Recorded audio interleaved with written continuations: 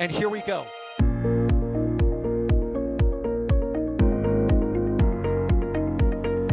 There's the deluge. Here's ignition. Roger roll, Atlantic. Doubling up. Did it just do a Kerbal? Back to the moon and beyond. Put that in the big bag, Jingle. Back at home, we all have a lot of work to do, but from here, that sure looks like a perfect flow. Propulsion continues to be normal. We did have an observation. Equalize. 343 unfolds to go. It's orange. Water towers can fly!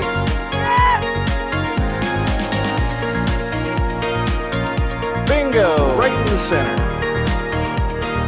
Where's Jacqueline? There it is! That was surreal. That's not what we want to see. No! Oh my God. Yikes. You bet. Sure. We don't need any more of these. Another day, another launch attempt. It's time to try this all over again. Falcon Heavy, still vertical at Launch Complex 39A in Florida, following a stand down on Monday for weather. It's now Wednesday. Weather looks much nicer. The reflections very pretty in the water. And fingers crossed, in 1 hour, 57 minutes and 33 seconds from now, we'll be seeing the first flight of Falcon Heavy since October of 2024. My name is Ryan Caton. Thank you for joining NSF's live coverage of today's mission. We're going to be live throughout the next 2 hours as we count down towards this launch. Fingers crossed it goes at the top of the launch window today, but if we need to delay for any reason, we've got 83 minutes to play with, so plenty of time to get this rocket off the ground today. Joining me on today's stream from the field, first of all, Sawyer Rosenstein is back. How are you, Sawyer?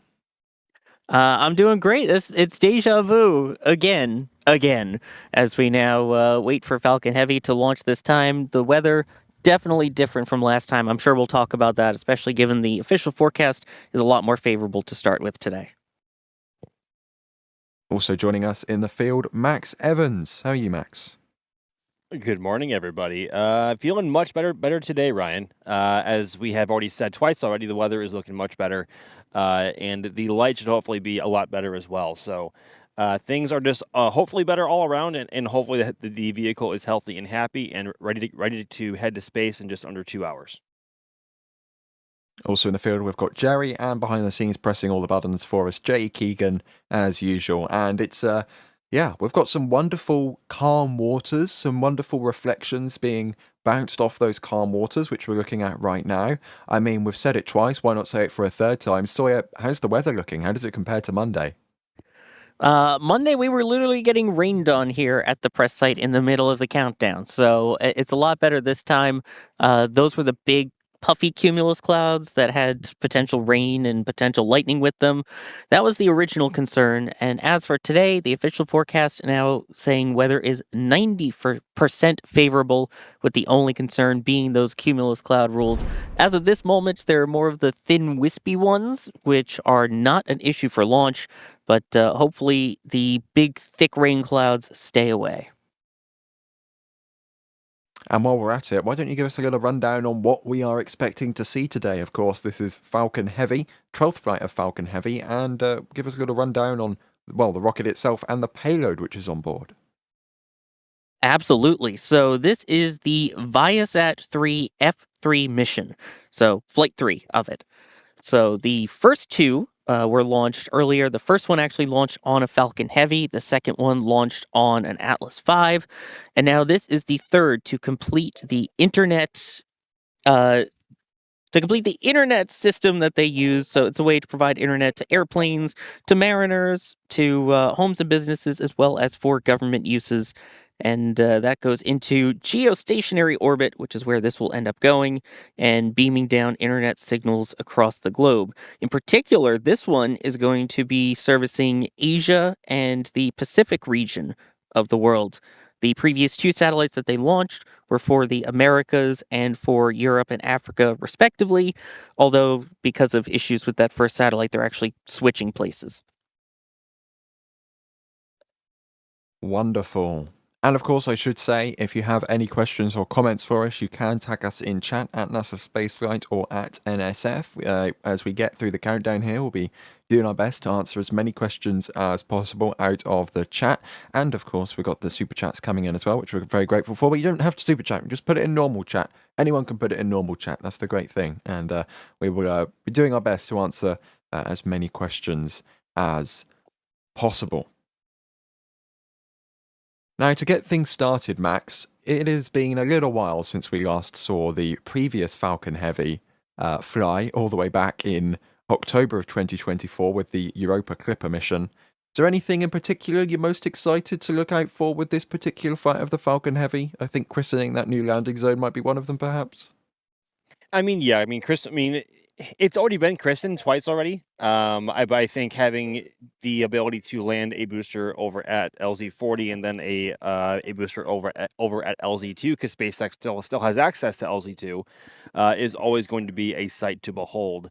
And also, it's better for our cameras, it's better for our eyes, and it's probably a lot better for our viewers as well to see a launch from historic Launch Complex 39A compared to Pad 40 that we have become ever so used to now. And it's become a rarity to see anything launching from Pad A anymore, because of course, as SpaceX has said before, they are essentially beginning to start the decommissioning of Falcon 9, or at least scaling it down, and that kind of began with Complex 39A not launching Falcon 9 anymore unless they really need it, and it being mainly for Falcon Heavy and Starship, hopefully by the end of this year.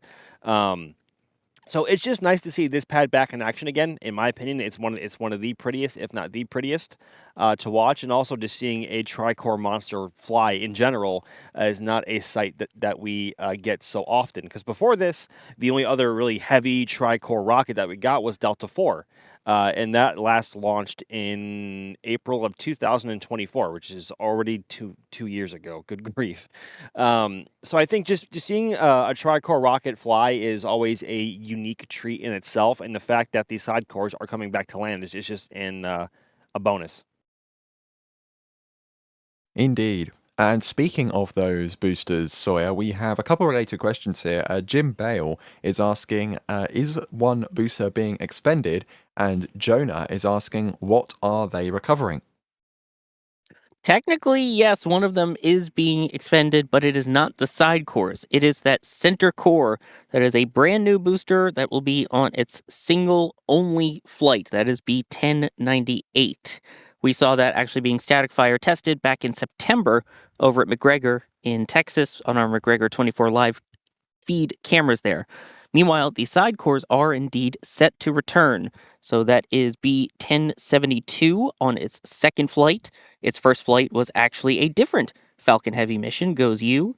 And then there is B1075, which is going on its 22nd flight.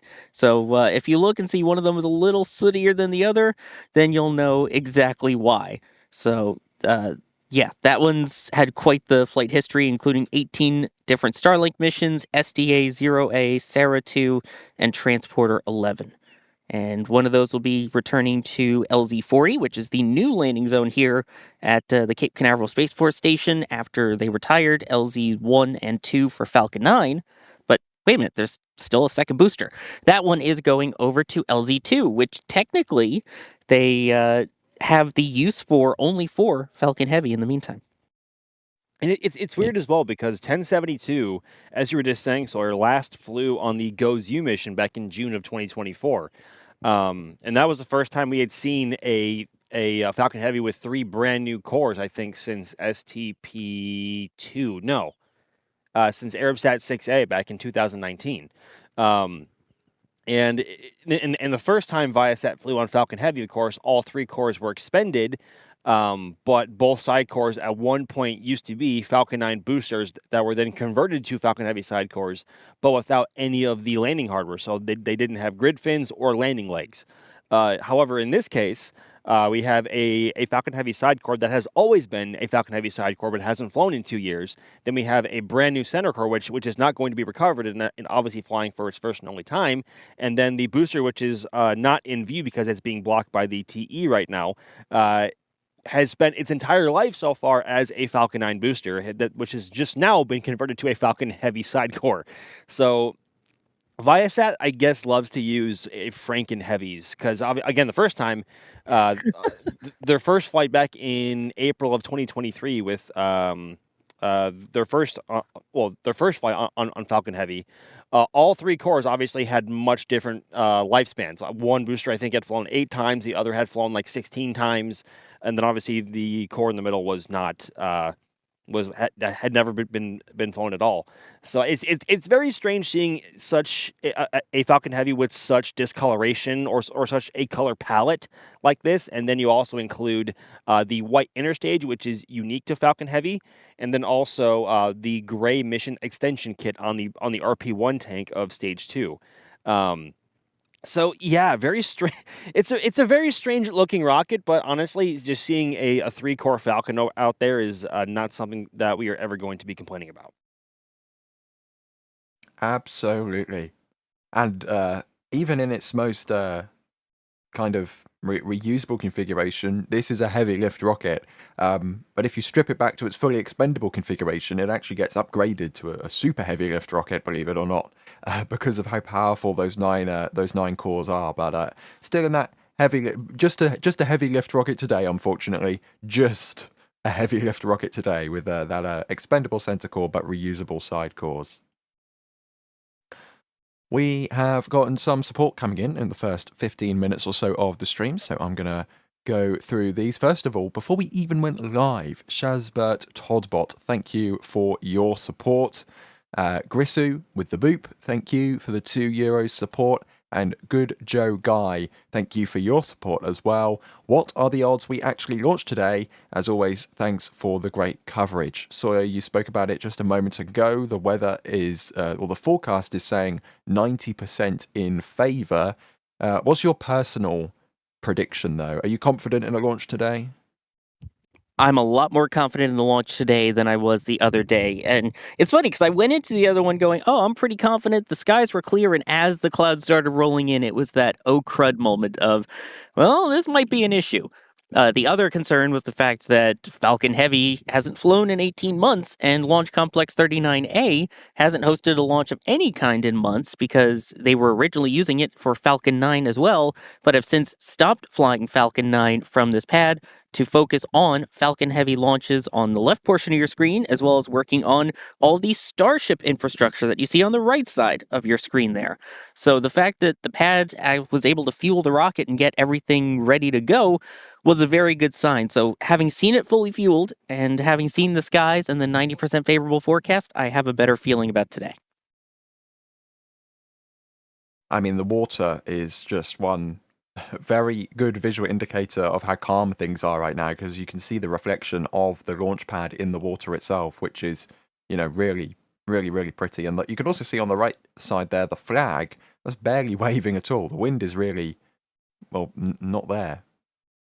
Looks like It's not, but also making a cameo on the camera right now. It was very annoying during Monday's attempt. I do have to say the wind was, but when I came in this morning to begin setting up, the flag was just literally dead hanging on the pole. Like it wasn't moving at all. And it's obviously since picked up a little bit, but again, this is just a gentle breeze, which feels quite nice. But as far as weather is concerned and winds, like today's looking a lot better. Let's see here. Plenty of questions coming in. Do keep them coming. I'm going to start a part here with Space Enthusiast, who is asking how far apart are the landing zones? Of course, LZ40 and LZ2 in use today for the very first time in combination. Sawyer, do you know? It's a few miles at least.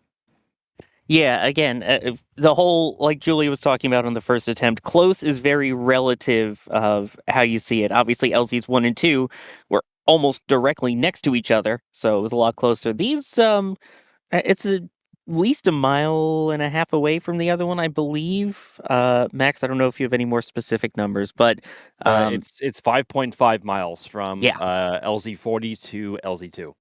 There you go.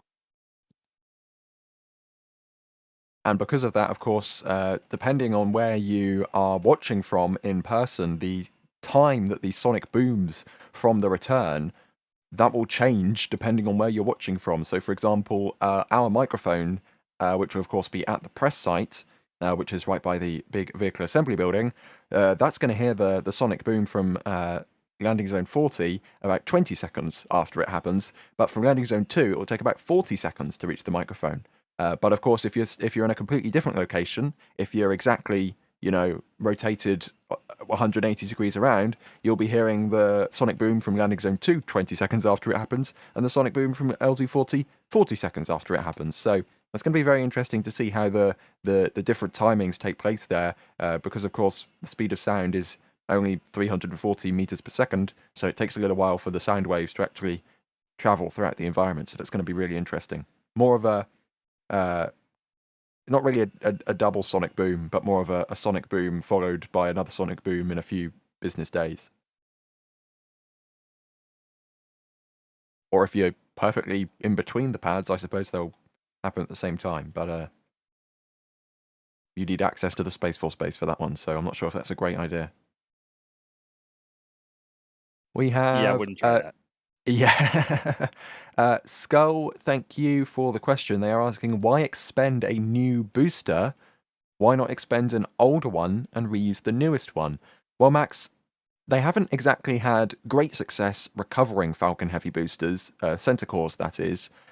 Many missions, the majority of missions, they've expended the center booster. They just don't have a fleet of center boosters like they do Falcon 9 boosters, do they?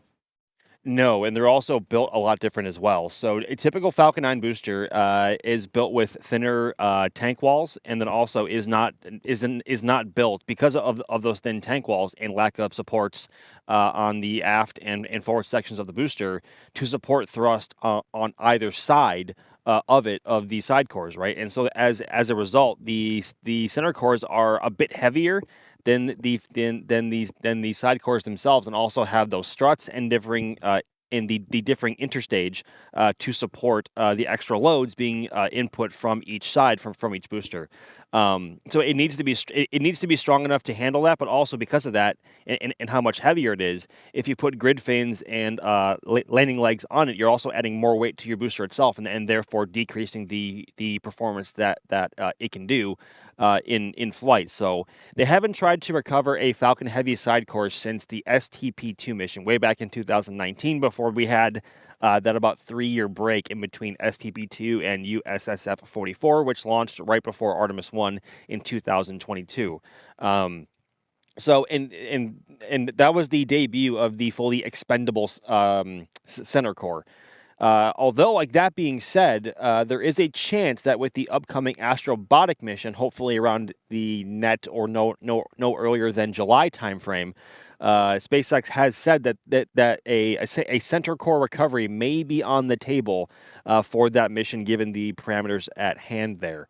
There are currently 2 Falcon Heavy center cores flying as single stick Falcon 9s in circulation right now. One is B1091 and the other is, oh gosh, is it 1101 or is it 1098? Or no, because 1098 is flying on this one. I think it's either in the upper 90s or lower hundreds. But I think that is going to be the first time that we have seen that, obviously, since 2019. But they have landed a center core successfully before. It just toppled off the drone ship on the way back. So they have yet to actually bring one back to port in one piece after landing. But it also when you want to recover it, that means that all of the propellant on board that you would otherwise want to use in gaining speed towards orbit with that core, you would then have to save for its either somewhat boost back, entry, and landing burns for a drone ship recovery. Obviously, the more fuel that you need to do that, the less performance that you can expend from it on the way to orbit. So it's a big trade-off, and I'm sure because of how it is built and how much more it has in terms of hardware compared to the outer cores, it's more expensive as well. But I guess that is just the nature of the mission and the rocket itself in terms of mission parameters. So but we hopefully are not too far away from that coming back, but we'll have to wait and see. In terms of active or Falcon Heavy center cores that are actually in the fleet right now, there are only 3. One of them is B1091, like you said. That's flown 3 times so far on the Bandwagon 4 mission and a couple Amazon Leo missions. The other one, or the second, is B1098, which is on your screen right now. That is being expended on today's flight. And then the other one that's flying in a single stick configuration you were alluding to is B1099, quite literally the last booster before going up into the 100. So that hasn't flown yet, but that is intended, we believe, to fly as a Falcon single stick configuration to get some flight heritage before being upgraded to the first class seat of Falcon Heavy Center Core. And I think SpaceX is doing that not only because they would like some more Falcon boosters in their inventory for Falcon 9 ops, but because of the extra weight and how much more speed it's carrying at stage separation, it's going to be flying a little bit differently and coming into the atmosphere a little bit faster. And also it's going much farther down range by about, I think, 300 or 400 kilometers. So if it flies a bit differently, and with the fact that they were only 1 for 3 for the first 3 center core landings, I think they want a bit more data on how they fly to really nail accuracy if they possibly can. So I think that's a good thing to see, but also because they're heavier, they can't carry as much payload into orbit as a standard Falcon 9. But I don't think the difference is that great, depending on what they want to fly. But hopefully we are not too far away from them trying to recover the center cores again. I mean, it depends how far you want to go down that rabbit hole, because, of course, they recently just retired Just Read the Instructions from Falcon 9 operations, and there's rumors that they could be skimming off Starlink satellites so they could do RTLS Starlink missions, which is carrying even less mass into orbit. So that's a whole other mess of discussion that can be had on how much you want to sacrifice in terms of mass to orbit, but you can still use the boosters and kind of increase cadence. So there's a whole bunch of different pulleys that SpaceX is trying to organize to try and get the most optimal launch cadence and mass to orbit. And yeah, a lot of fleet making the fleet as efficient as possible, and a bunch of, they've probably got some really complicated algorithms, or they've just got Grok to do it for them or something like that. I mean, it saves you a lot of time having to only drag a booster back from pad 40 than from 600 kilometers downrange on a drone ship. Like, that saves a lot of time. So even though they may be carrying less, they should be flying more in theory. Yeah, exactly. I'm being corrected. SpaceX's internal Grok model is called Spock. So I forgot about that. Probably Spock made that decision. That spork, is this true? Let's see here. More questions. We have Coffee Monster, who's asking, will 39A ever launch a Falcon 9 again? Sawyer, I think the answer is most likely yes, but just very, very rarely, I think we should expect from now on.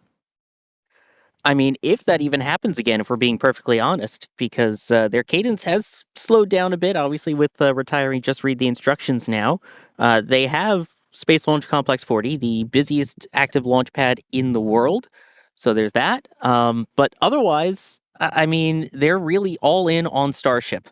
So with Starship being such a big focus at 39A, they want to devote all their resources to that, and having to stop and launch a Falcon 9 every now and then will slow down their progress a bit. So I don't know if we see one again. Also, probably not with crew, since they removed the crew access arm, at least. Yeah, that crew access arm.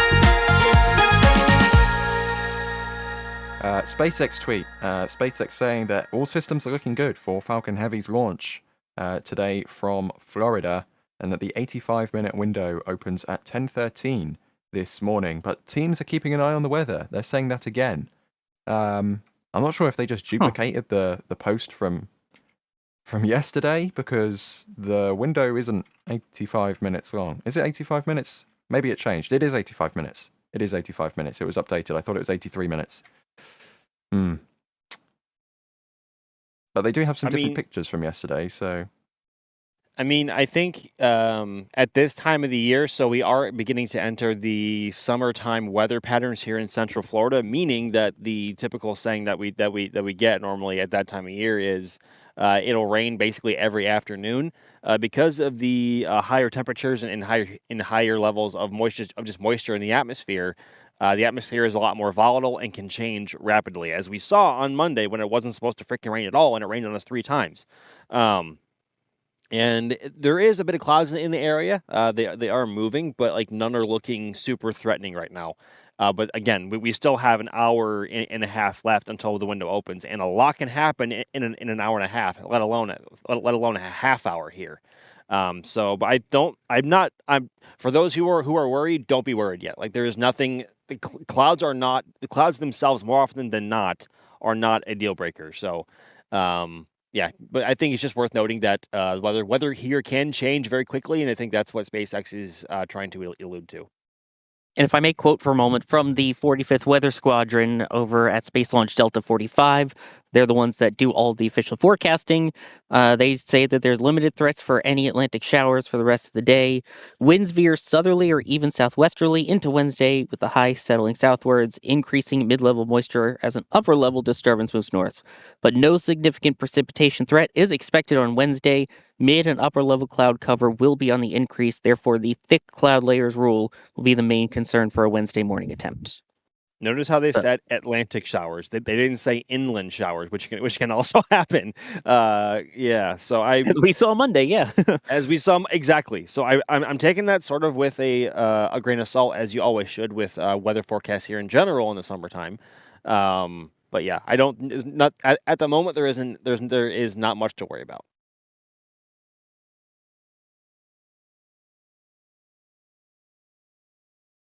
Anyway, as we were saying, we were talking about LC-39A and Falcon 9.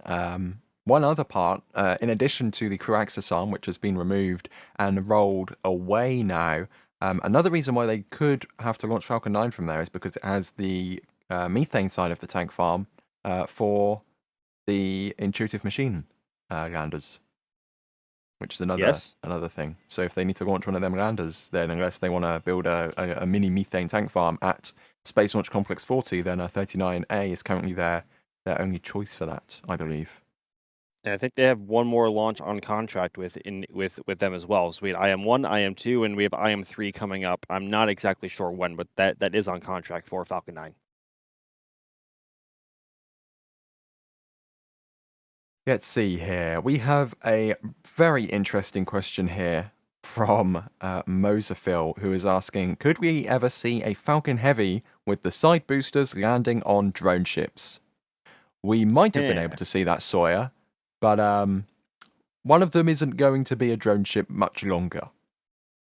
Yeah, that is true. As I was mentioning earlier, of the 2 East Coast drone ships that they have, a shortfall of Gravitas and Just Read the Instructions, the most recent GPS-3 mission that launched from Slick 40 was the final landing on Just Read the Instructions as a booster supporting Falcon landings.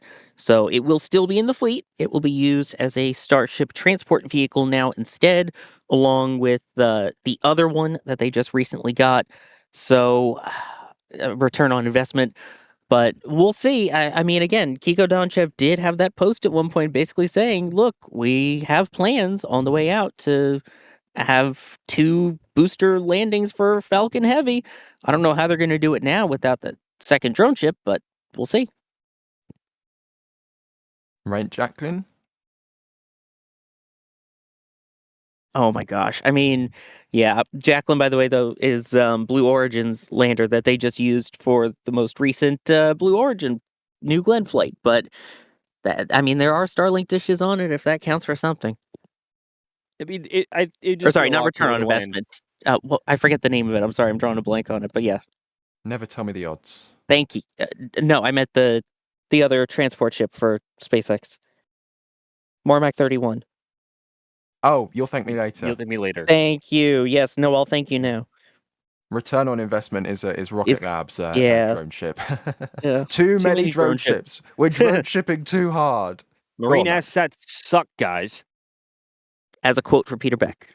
Yes, but all like that being said, though, it would be pretty epic to see both Falcon Heavy sidecores landing on a single drone ship. Although that would require an insane amount of accuracy, though, which I'm not. I mean, Falcon 9 is an incredibly accurate rocket, as we have seen numerous times, but you need to be like super precisely accurate to make the most room, to make the most of the limited real estate on top of a shortfall of gravitas, because that is not a big rectangle like just read the instruction was. It's more of like a hexagon. So I don't know. We'll wait and see what happens. I know Kiko was hinting at something else that they're cooking up. Maybe it's that. We'll have to wait and see. I'm not sure. I struggle to see in my mind a world where Falcon has the precision to do such a thing. But again, this is the company which has caught a super heavy booster between two big mechanical arms, so I think And anything on the is first try. on the first try. I think anything is possible at this point. We'll just have to wait and see what they want to try and do. And But also, yeah. like if you rewind like 5 or 10 years, if you ask somebody, or if you told somebody that Falcon 9 was going to have a cadence of 2 to 4 days per launch or between launches, they think you're crazy, especially with it launching 160 times or thereabouts in a year. Like they'd say you're insane, and yet here we are.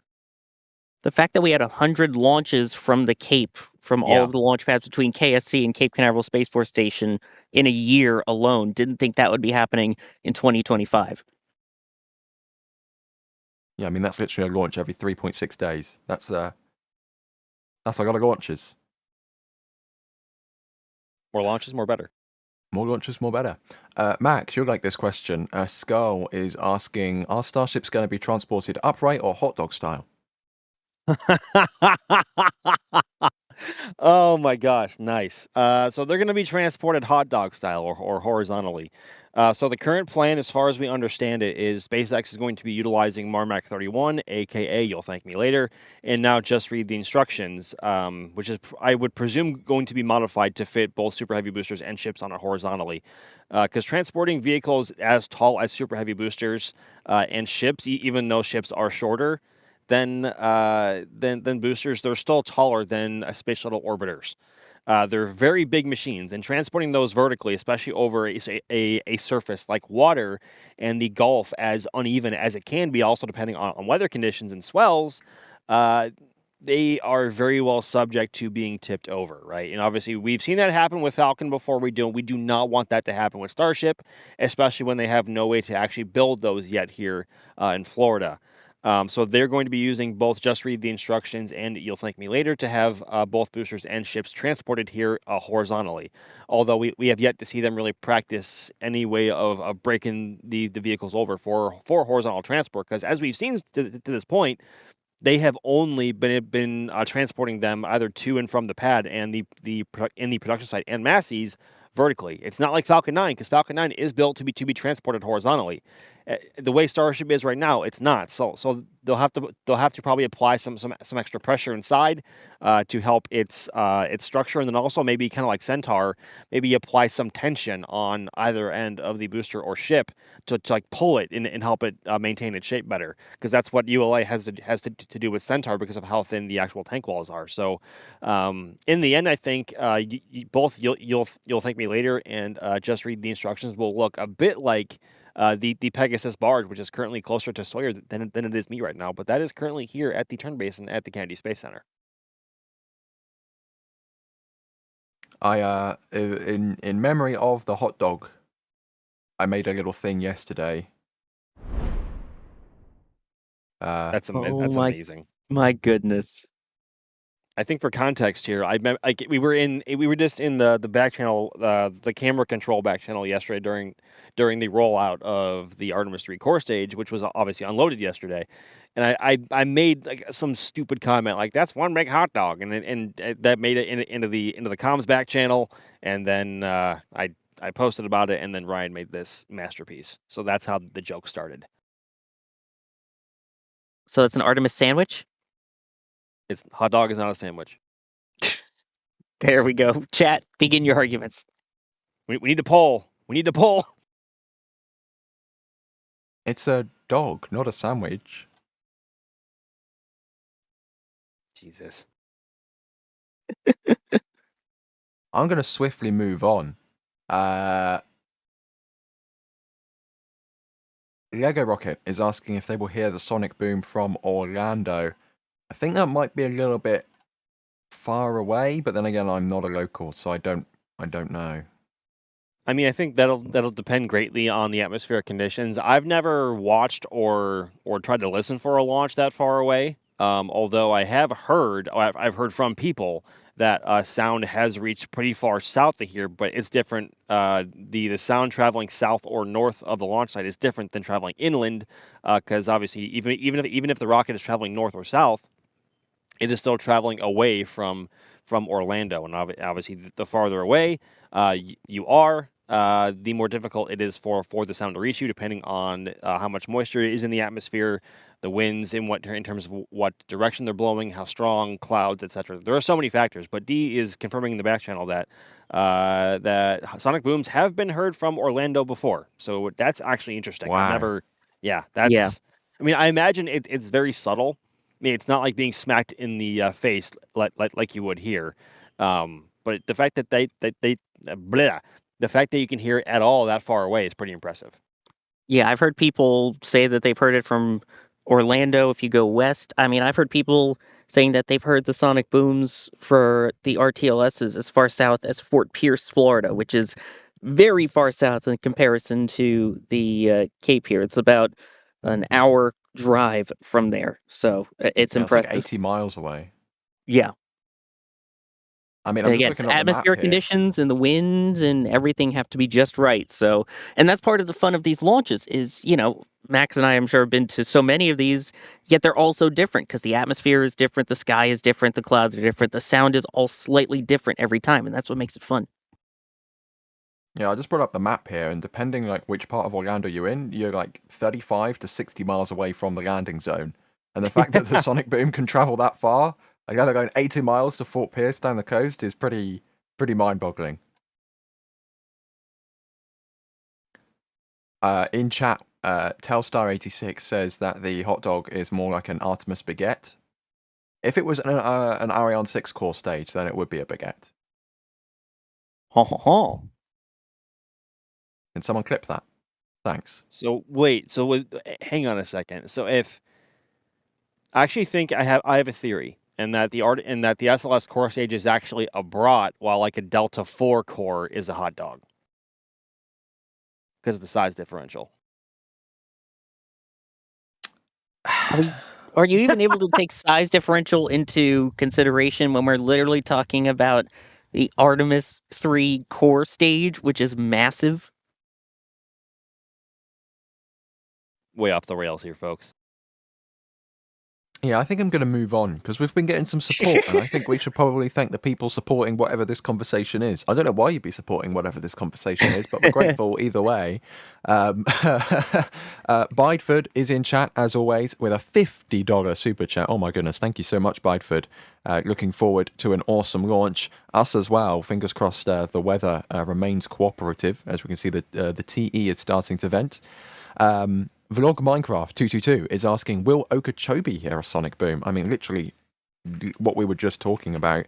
Is that? It's I'm doing geography. possible, but it's further inland. If you're talking about Okeechobee County, or you're talking the city of Okeechobee, or near Lake Okeechobee, there's a lot Too of many Okeechobee. Okeechobees. Yeah. It might be a little far away, but hey, you never know. Go outside and take a look and listen. And again, anyone, if you are able to go out and see it or hear it and take some video or anything, send it to us on the socials: Facebook, Instagram, X, Threads, TikTok, Blue Sky, wherever you post it, tag us, because I'm sure if people who have posted their photos before you see, I go in there and like all of them that are tagged. Mm-hmm. Yeah, I mean, we literally had that happen the other day with the Atlas V launch. For whatever reason, ULA decided to not show us the live cameras of the rocket, but instead, all of you guys were sending us your pictures of the thing flying over your house on the social media channel, so we were actually able to see what was going on thanks to the pictures that you guys were sending in, which was really, really cool. So thank you for doing that. Fingers crossed we'll get some better views this time around with SpaceX's onboard cameras. Thankfully, they don't like to show a replay of the Space Launch System launching 5 minutes into flight. Moving on. Reby is asking if this is the last Falcon Heavy ever. Definitely not. There are plenty more Falcon Heavies to come, both commercial payloads and government payloads as well. So no shortage of Falcon Heavies coming up over the next few years. And we have Negative Ascent Specialist. Thank you for the $20 super. Greatly appreciated. I'm sure you've said it already, but I'm late to the broadcast. What are the 2 side boosters going up today? Sawyer, would you like to give us a little rundown of what boosters are flying this mission? Absolutely, yes. So we've got a newbie on the center core, as we've been talking about. That's B1098 going on its first flight.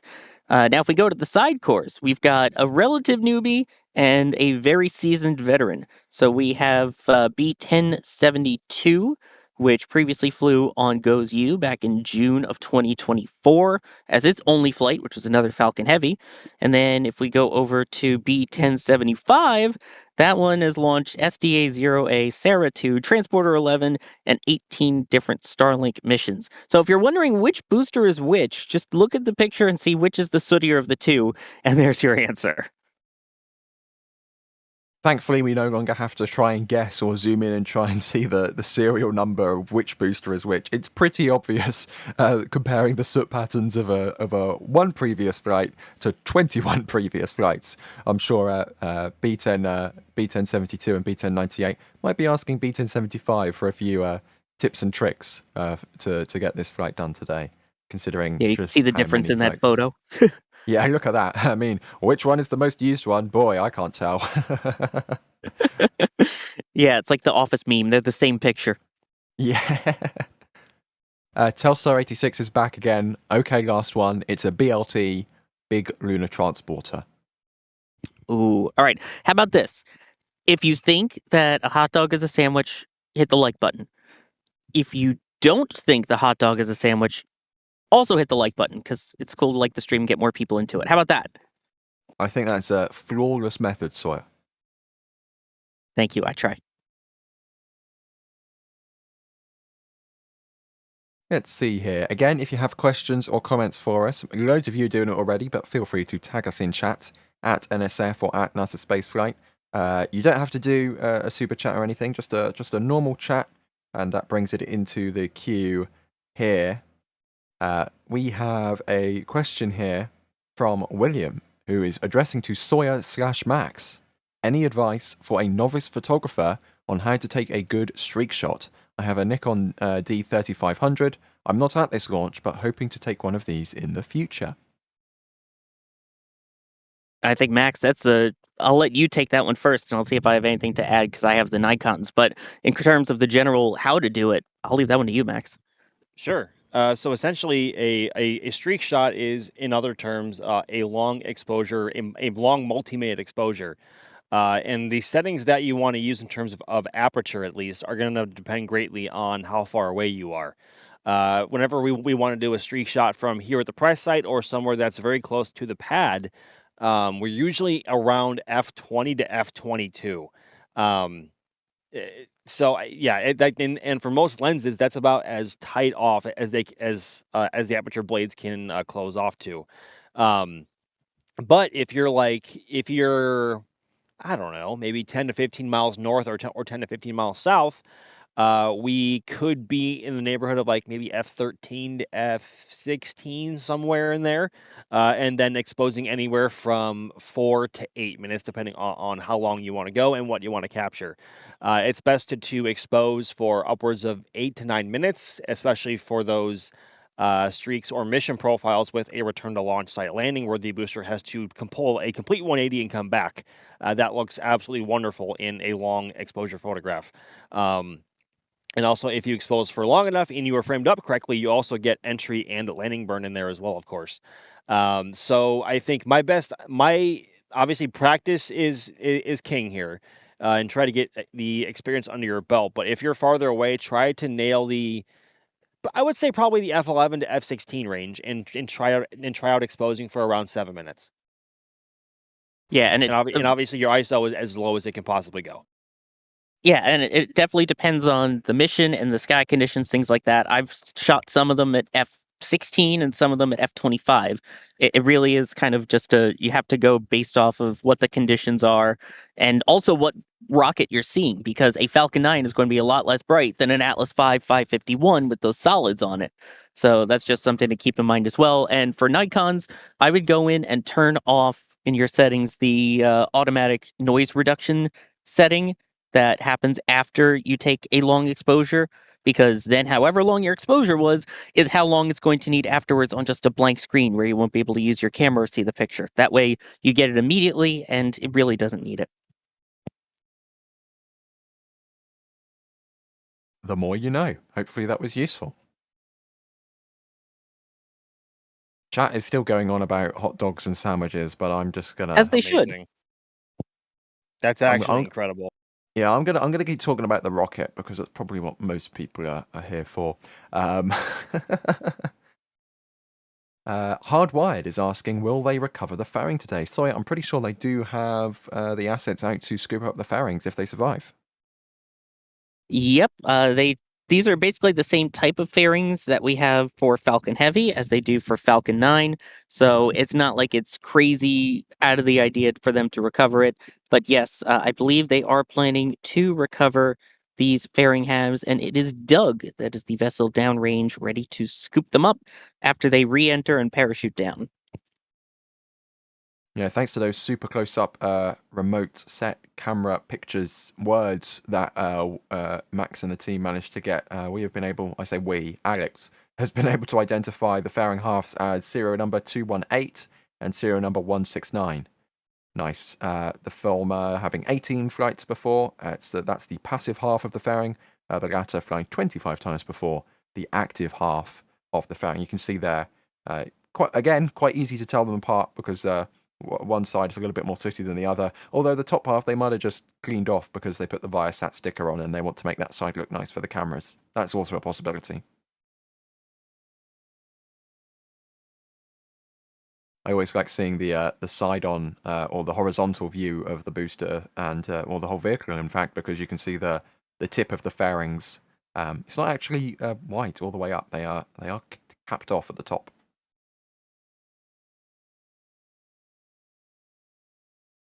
Let's see here. We have another question from Beeve, who is asking, is the Tesla still up there orbiting in space? It is. It is a Max. I'm pretty sure it's in a heliocentric orbit, and it'll probably be there until the end of time.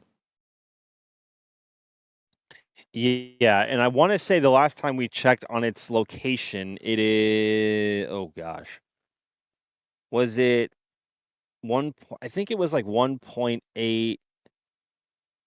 Oh goodness! Oh good grief! I can't think of the correct terminology for the what's it called? The is an astronomical unit the distance from the Earth to the Sun? That's Yes. what that is, right? I think. Yes. So I think it's 1.8 astronomical units away, and it's about to eclipse at its farthest distance from Earth to this point. Don't know exactly whether it's heading out toward Mars, but I know in terms of distance alone, it's almost 2 astronomical units away from Earth. So it's going to be out there until the end of time, or until we send something out there to go grab it and bring it back somehow. But yeah, she's a long ways away. According to whereisroadster.com, which is tracking the Roadster, it is 151,165,730 miles, or 243,277,700 kilometers, or 1.626 astronomical units from Earth. And it is indeed getting closer to Mars as it goes on its way. But yeah, it's still not even at the farthest point it will be in this heliocentric orbit. Well, now you've said it in miles, I know exactly how far away it is. It's very comprehensible to my brain. Hey, I added the kilometers for you too. Oh, this is brilliant. The car has exceeded its 36,000-mile warranty 114,388.9 times while driving around the sun. Oh, darn. Yeah, and you get almost 32,700 miles per gallon on it. You know, That's of pretty like good. of all objects in space, there are a few things I want to get. I want to see how they look in modern times. I want to see how the Apollo the Apollo 11 and Apollo 17 landing sites look today. And I also want to see what the Roadster looks like right now, just how bad the paint's faded, how Starman's holding up, how's the leather on the seats, because obviously if you're in the sun, that's an incredibly high temperature. I want to know just how in bad of shape that Roadster is in right now. I want to see it. I don't know. I want to see details. Like, I love how harsh of an environment space really is to anything that's not within Earth's atmosphere, just in terms of the extremes in hot and cold temperatures, the radiation, micrometeorites, all of that. Do you want to feel old? It's been in space for 8 years. Yes. Stop it. I don't like that. And yet, since then, there have only been 10 more Falcon Heavy launches. Today will make it 11 more. Indeed. It's a rare rocket nowadays. Even though, which is weird saying, considering Falcon 9 flies so often, but its big brother doesn't fly that often. But that being said, though, like, despite this rocket being 8 years old and Starship only being 3 years old now, they've at least until this flies, hopefully here in just over an hour, both Starship Super Heavy and Falcon Heavy have flown the same number of times. Yeah, I keep joking that this is the Flight 12 everyone is asking for, because everyone keeps asking, when Flight 12? When Flight 12? Obviously referencing Starship Flight 12, but this is Falcon Heavy Flight 12. I'm like, when Flight 12? Fingers crossed in an hour and 8 minutes time. But thank you for the question, Beav. Always nice to reminisce. I do wonder if the paint job has been stripped back to kind of like white, like the US flags from the Apollo landings have on the moon with all the radiation. Wonder if the radio still works. Jesus. I think the battery might be dead. It might be flat. I don't know. Might need to give it a jump start. I see another Falcon Heavy mission in the future to jumpstart it. Mission named Jumper. Jumper to Starman. Speaking of Starship, James is asking, what do we think of a lunar elevator? I don't know if they meant like the elevator on Starship or an elevator from lunar orbit to the lunar surface, but I guess we can talk about both if you want to, if anyone has any thoughts. I mean, space elevators are a whole different topic that I'm not the most educated in, so I can't really speak to that. But in terms of the elevator on Starship, which I'm also not that much of an expert at because there hasn't really been much info on it. But as far as we are aware, that is going to be the method that Artemis astronauts are going to be using to descend from the occupied section of Starship down to the lunar surface. We've seen like practice or like mock-ups of it in the neutral buoyancy lab at the Johnson Space Center in Houston, in terms of how it'll look in its size, its surface area, railings, all that. But beyond that, and beyond the renders that SpaceX has released, we haven't really seen much more. We don't really have any more info really on Starship HLS at all, despite the update that we got last year. But I think of all the content and information that everyone is having like a super bad itch for right now, it's Starship Flight 12 and Starship version 3, and then also Starship HLS. And I think Starship HLS might honestly eclipse Flight 12 a little bit, just in terms of how badly we want to know in info about it. Because before we know it, Artemis 3 will be here, and either Starship will be ready or it won't be. So we'll have to wait and find out. Exactly. We have a question here from Space Enthusiast, and they are asking, what is the inclination of this launch? Well, it is going to geostationary orbit eventually, and thankfully Alex provided us with the details of the target orbit, which I believe, if this is correct, is a 23,000 by 35,000 kilometer 3-degree inclination orbit, which would put it 342 meters per second short of a full geostationary orbit. And that might sound really close, but for a little comparison, ViaSat-3 Americas, the first ViaSat, the one that Falcon Heavy launched, was 44 meters per second short of geostationary orbit, and it took 2 weeks to raise its own orbit using its electric propulsion. And this one's going to be a little bit further away from a geostationary orbit. So if it took them 2 weeks to do 40 meters per second, then what's 340 divided by 20? 17 weeks. Oh dear. Might take them a little while to reach that full geo. But 3 degrees to answer the question. Colin is asking, why did they not launch yesterday?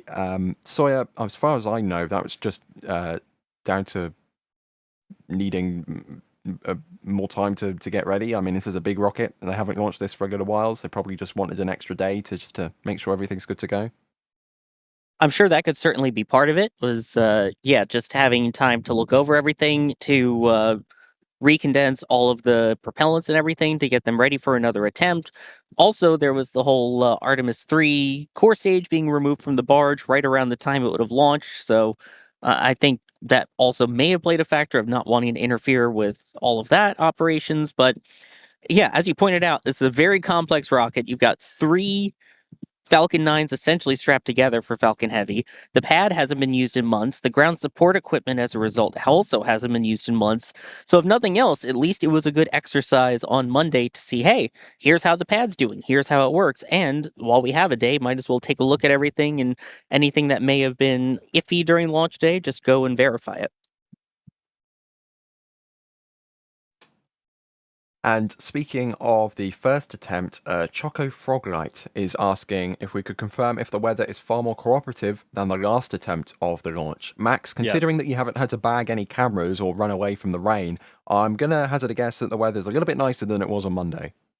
Well, keyword, I haven't had to do any of that yet, because we know how fast the weather can change around here.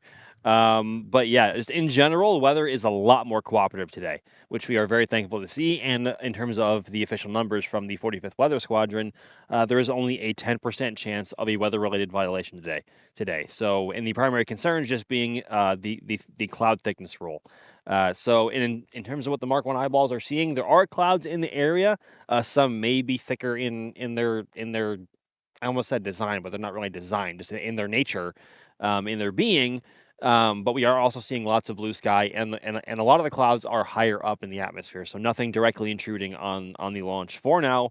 But that being said, we still have an hour left to go, and a lot can happen weather-wise in an hour here in Central Florida, let alone in 10 to 15 minutes. But I think as in terms of how weather is looking now, things are trending in the right direction.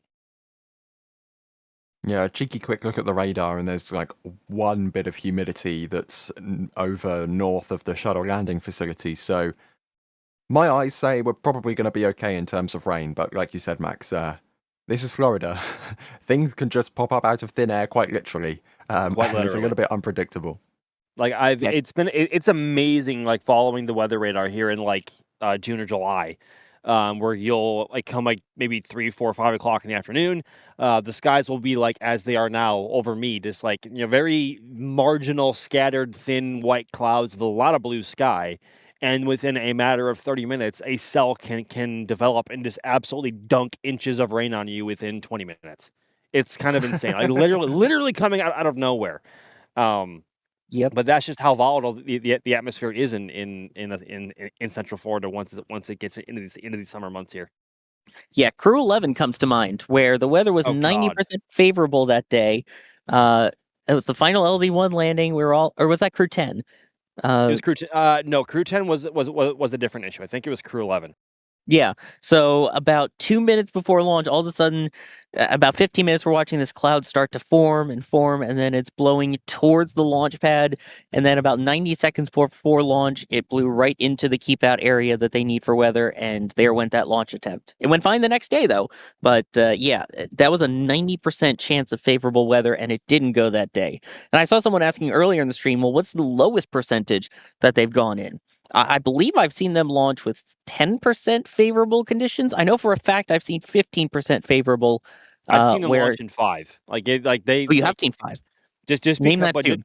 like that. But that being said, just because there's a 95% chance of a weather-related violation, that's not an automatic guarantee that they're not going to launch. But if they are able to thread the needle there and find either a hole in the clouds or the wind breaks, they can fly, and they like to push the limit and their luck with Falcon 9, not so much Falcon Heavy, but we have seen them we've seen Falcon 9 launch in extremely windy conditions, very cloudy conditions where we have lost the rocket like not even 10 seconds into flight, because it went right into the cloud layer, and also we've seen them launch in the rain before, so it's. Yeah, I mean, we've seen Falcon launch in some pretty horrific weather conditions. So, just because the forecast is unfavorable does not mean that it's an automatic scrub. Even though that may be the actual likely outcome there, it's not always guaranteed. But the real question is, can I static fire in the rain? Yeah, probably. It's a good thing there isn't any prop on this vehicle yet. Speaking of putting prop on this vehicle, Sawyer, we have just crossed under 1 hour till launch, 59 minutes exactly. What are some events that we should be looking out for as we progress towards launch from this point? Because now is when things are going to get really exciting if the launch director verifies go.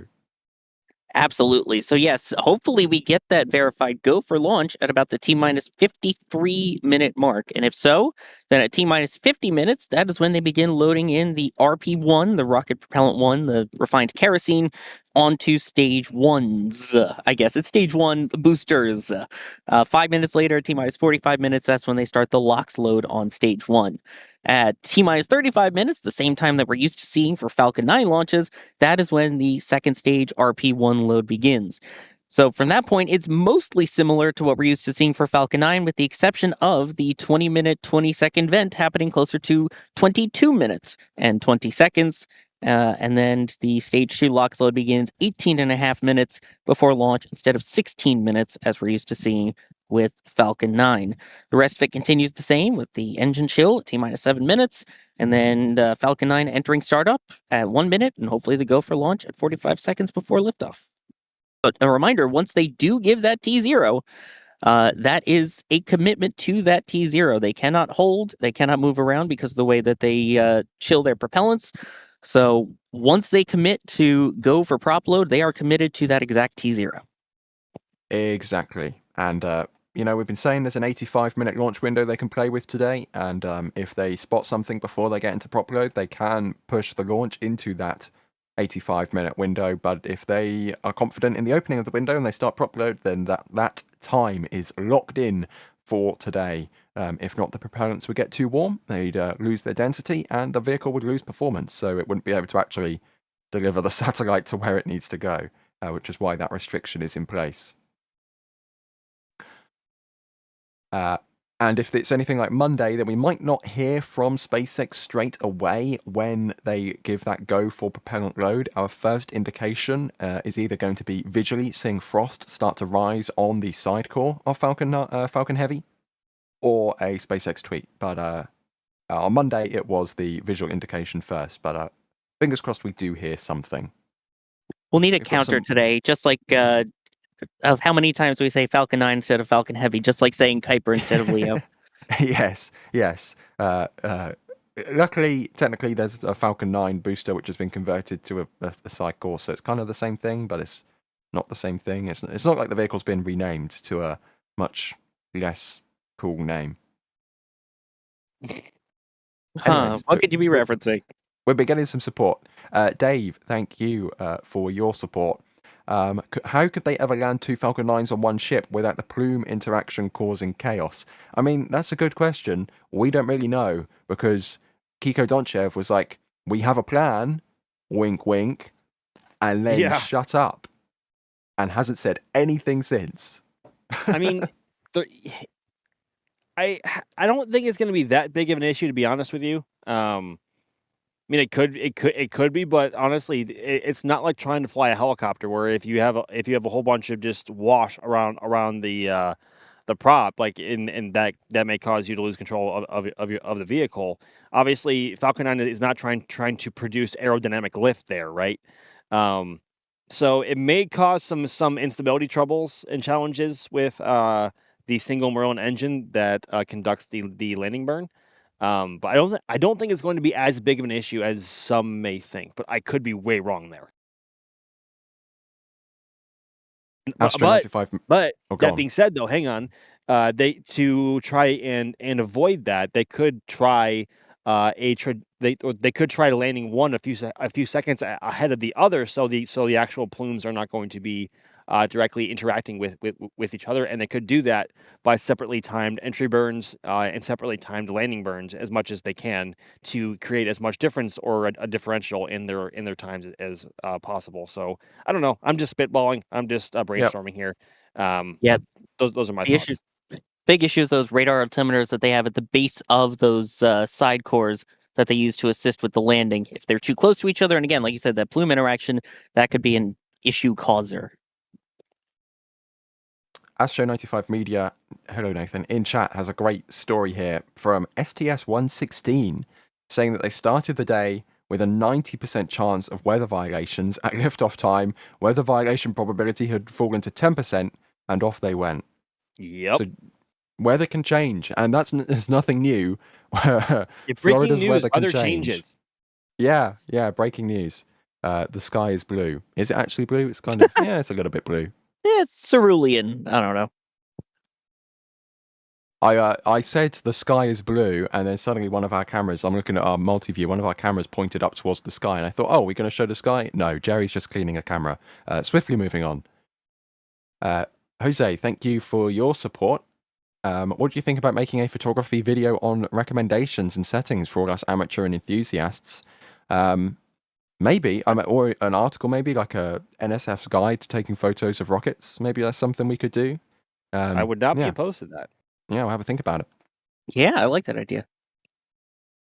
Although I will give the obligatory disclaimer that if you are going to see a launch for the first time, put the camera down. Put your phone down, put the camera down, look at it with the Mark 1 eyeballs, because with all due respect, your camera and your phone will not be able to compete with the assets that SpaceX has on the active military base. Or whatever launch provider it is for that matter. You're not going to get the best view of the rocket through your iPhone camera. Look at it with your eyes, experience it, please.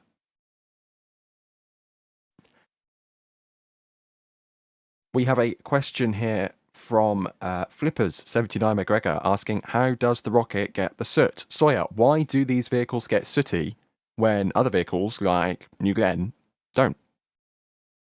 Well, it has to do with the return and the propellants on board. So, as we always talk about the supersonic retro propulsion, one of EJ's favorite words, that is, as the vehicle is re-entering, it tries to slow itself down a bit on the way back as it gets towards the thicker parts of the atmosphere as a way to sort of create a heat shield with the fire. So basically fighting fire with fire. As it does so, it is then flying downwards as the plume is going back up the side of the booster. And RP1 is kerosene, which is carbon-based. So as a result, if you burn something that's carbon-based, you get soot. And that's why as it flies through it, it gets sooty. Now, as you were pointing out there, New Glenn does the same thing. It comes back down. It does its own supersonic retropropulsion burn to slow down and everything, but that is methane that they use, and methane burns a lot cleaner than a kerosene does. So that would be why you see a lot of soot there, and not as much soot or any on something like New Glenn that also comes back to land. We have another question here, and it's time to do some maths on stream, boys and girls. Mighty Unlikely is asking, as a thought experiment, cue Alex on calculator gif, how quickly would Falcon Heavy prop load be if they had ground support equipment as rapid as Starbase? I mean, we calculated that on stream as like, what, 5.5 minutes, I think, at 700 gallons per second. So I think... Yeah. Having to fill 3 cores, we're talking about 15 minutes, right, at that same flow rate. Although if they're able to get 700 gallons per second into each booster, like obviously that would still be around 5.5 minutes, right? So I think, but depending on if it's 700 gallons per second per booster, or if that's just for all 3 boosters, it could be the same as 5.5 minutes, but it could also be closer to 15. I don't know. It's a fun thought experiment and still quite an insane flow rate, to be honest with you, because there are some engines, some actual rocket engines that do not have that flow rate in their own pumps. So yeah, I think it would not take long at all. Yeah, they could probably, start venting at T-10 minutes, fill it up, and then go. If their GSE would not, burst at the seams trying to support a flow rate like that.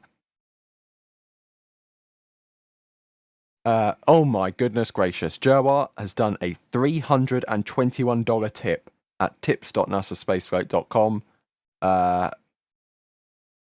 And that is not the first. Joa is always in chat and is always supporting us, and that goes directly to us. That is a direct tip for $321 US. Oh my. Thank you, Joa.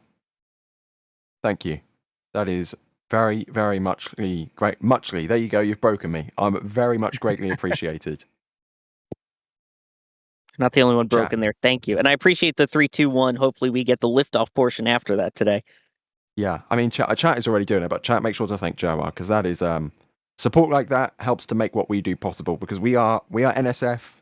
We're not NASA. We're not owned by a big billion-dollar conglomerate media company. We're independent. We're just a group of space nerds who like to talk about rockets. And as Das says, we have reached critical mass, and suddenly lots of people like to watch rockets with us as well. So the only reason we can bring you all of these live views through all of the infrastructure that we have is because of support like this from Joa. So seriously, thank you so much for that support. It goes so far. Also worth noting that, in theory, we should be in prop load at this point, at least for the RP1 on the core stages. Yeah, but of course that RP1 isn't cryogenic, so it doesn't produce that frost line. So not really spottable externally. But when the liquid oxygen gets loading, that will give us a visual indication if the weather conditions allow. So we'll just have to wait and see. That's scheduled to begin 45 minutes before launch, or in 3 minutes' time. So maybe we'll get the visual indication, or maybe SpaceX will tag us on Twitter. But still, we are now just over 5 minutes since the launch director should have verified go for propellant load. But we will let you know if we do know that at the earliest possible opportunity. Breeding Jet is asking, does SpaceX plan a return to launch site pad at LC-39A? Max, yes, eventually. I'm pretty sure there's going to be a couple landing zones at 39A for Falcon Heavy, because of course the Space Force really want vehicles that launch from one launch site to land at the same launch site. Well, Ryan, you say that. I figured that would be the case by the time that Falcon Heavy flew again, right? Obviously, that isn't the case, because Falcon Heavy is flying right now, hopefully today, and the LZs that it is going to be occupying are LZ2 and LZ40, right? And I don't know if SpaceX is going to invest in the ground clearing and construction of brand new LZs, even though as simple as they may be, as it may be, is just in terms of just clearing ground, right? It's a great that is overly simplified. I get it. But Pad A is already going to be massively occupied by Starship. And to bring these side cores back to the LZs, which I presume would have to be on the west or the northwest side of the complex, those boosters would have to overfly Starship infrastructure. And of course, obviously, if something goes wrong there, it's directly impacting the tank farm, the tower, or the FSS there, which it is currently stationed next to. So I don't know if we're going to see twin LZs over at 39. I don't know. I would love that. It would be great for our cameras, and it would be epic. Yeah. But also we're not quite sure how much life Falcon Heavy has left in it. I mean, it could have 10 flights, it could have 30 flights left. I'm not sure. But we've only seen 12 flights of it in 8 years, right? And there have been multiple periods of time where there's been well over a year and a half break. So obviously this is the first flight since October of 2024. And before that, there was a 3-year break between 2019's launch of STP-2 and the launch of the USSF-44 mission right before Artemis 1. I'm not sure it's worth the time and investment to build those there at 39. So, I mean, if they already have 2 functioning LZs, I don't know if they're going to have the need or demand for it. I'm not sure. My gut tells me that they are not going to be building those, though. I mean, they filed the paperwork for it, though, so if they do choose to, they have the environmental assessment completed and ready for them to Mhm. do it. So at least there's that. If they do decide to, say, the company that has leased out LZ2 says, you know what, we're actually going to start using it now, Yeah. and they Yeah, need to do something quick, they can at least go ahead and lay down the concrete at 39A. that is true. I mean, the only reason they can conduct the profile today with one at LZ40 and the other at LZ2 is because they still have access to LZ2 for Falcon Heavy only. But eventually, well, I say eventually, but technically that lease is expired. It's been handed over to ViaSpace and Phantom Space. Technically, it's called Launch Complex 13. That site is split in half. One half's gone to ViaSpace, the other half's gone to Phantom Space, where the Phantom Space and ViaSpace will actually build stuff. It's yet to be seen. I mean, I have much more faith in ViaSpace than Phantom Space, just saying, compared on the actual what has been shown to us by the companies, and I'll leave it at that. But yeah, there is a potential future where Landing Zone 2 becomes a launch pad, so they can't land there. So that would necessitate needing another landing pad for Falcon Heavy. But that also raises the question whether Falcon Heavy will still be flying by the time that Landing Zone 2 turns into a launch pad for another launch provider. It's probably a little ways away if it ever happens. This whole thing is still an if. This is a sci-fi question, so I'm going to do an epic fail on this one. But Donkey Hunter is asking, at SpaceX's current rocketry pace, which TV show timeline are we closest to, The Expanse or Star Trek? I've seen neither, so I can't really answer that. I've only seen Star Trek, so I'm going to go with Star Trek on those. There's your answer. Sorry that we cannot be of more service to that question. I apologize, but there you go. If we were talking something like Doctor Who or Firefly, different story, but yeah. Or Star Wars. But like, that I'm sorry, that answer was very anticlimactic. Well, I'm sure Ryan Weber, who is a big sci-fi buff, has a much more detailed answer that he'd be able to provide on that one. But for now, you get me. I think the only sci-fi show I've actually seriously watched is For All Mankind, which is not great. But we'll move on. We'll swiftly move on. Hot dogs. How about hot dogs, right? Let's distract ourselves. Let's talk about hot dogs. Not this again. 42 and a half minutes left to go until launch. We should have just had the liquid oxygen load start on the first stage, so on those 3 cores there.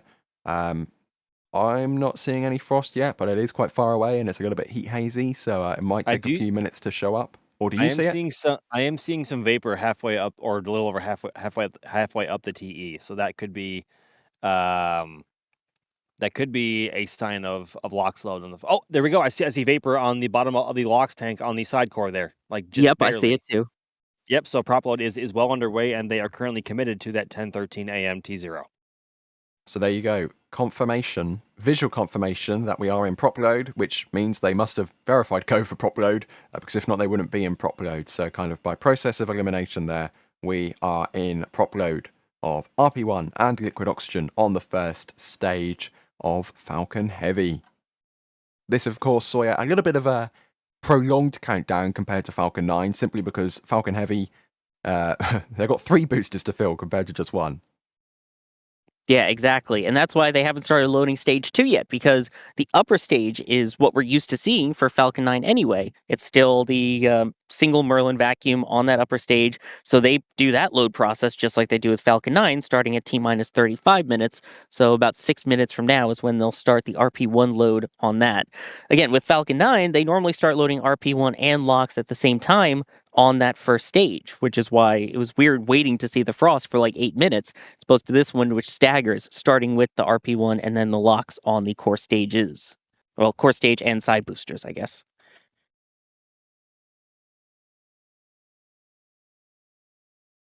We have another question here from Dallas Clark, who is asking, why don't they reduce the number of engines on the center core to 5? That way the center core could burn longer than the outer cores. Well, Max, they keep the 9 engines, but they don't actually run the 9 engines at full thrust, right? They reduce the thrust to kind of conserve propellant on that center core.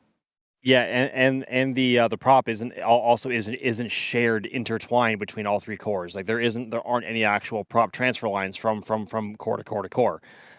So I think doing that overall would hurt your overall thrust to weight coming off the pad. Because even though yes, the center core is throttled back a few seconds after liftoff, and we should actually see that on our cameras as it rotates downrange, because the actual exhaust tail will grow shorter. That allows the center core to have a lower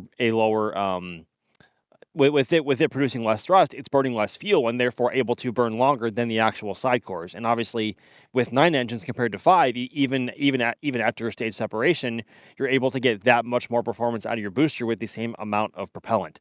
So I think given the mission parameters at play with what Falcon Heavy has been designed for, I think a 5-engine center core would not be ideal for its design.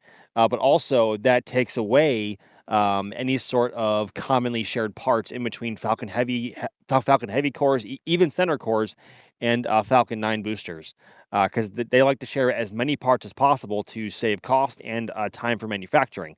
So I think that would add a bit more headaches than it may be worth, and also it's hurting your overall performance, especially right at liftoff when you need every bit of thrust possible. Yeah, this is not Kerbal asparagus staging with the all the fuel lines intertwined. Yeah. I mean, if this was Kerbal, we wouldn't have to worry about landing zones or anything because you could just land the side cores on the helipads on the VAB. Or anywhere for that matter. Quite literally anywhere. All you have to do is press recover and it's done. You get your money back. I mean, I don't know why SpaceX doesn't just do that. It's so much quicker. Let's see here. Matling, thank you for your support. Asking if we have any views on the space elevator idea from Earth to space station. We talked about this a little while ago with a lunar space elevator. I don't know if anyone actually has any knowledge or expertise on space elevators because it's not something we talk about that often. But thank you for that support nonetheless. It's certainly an interesting concept. And Engineer 101, thank you for your support as well.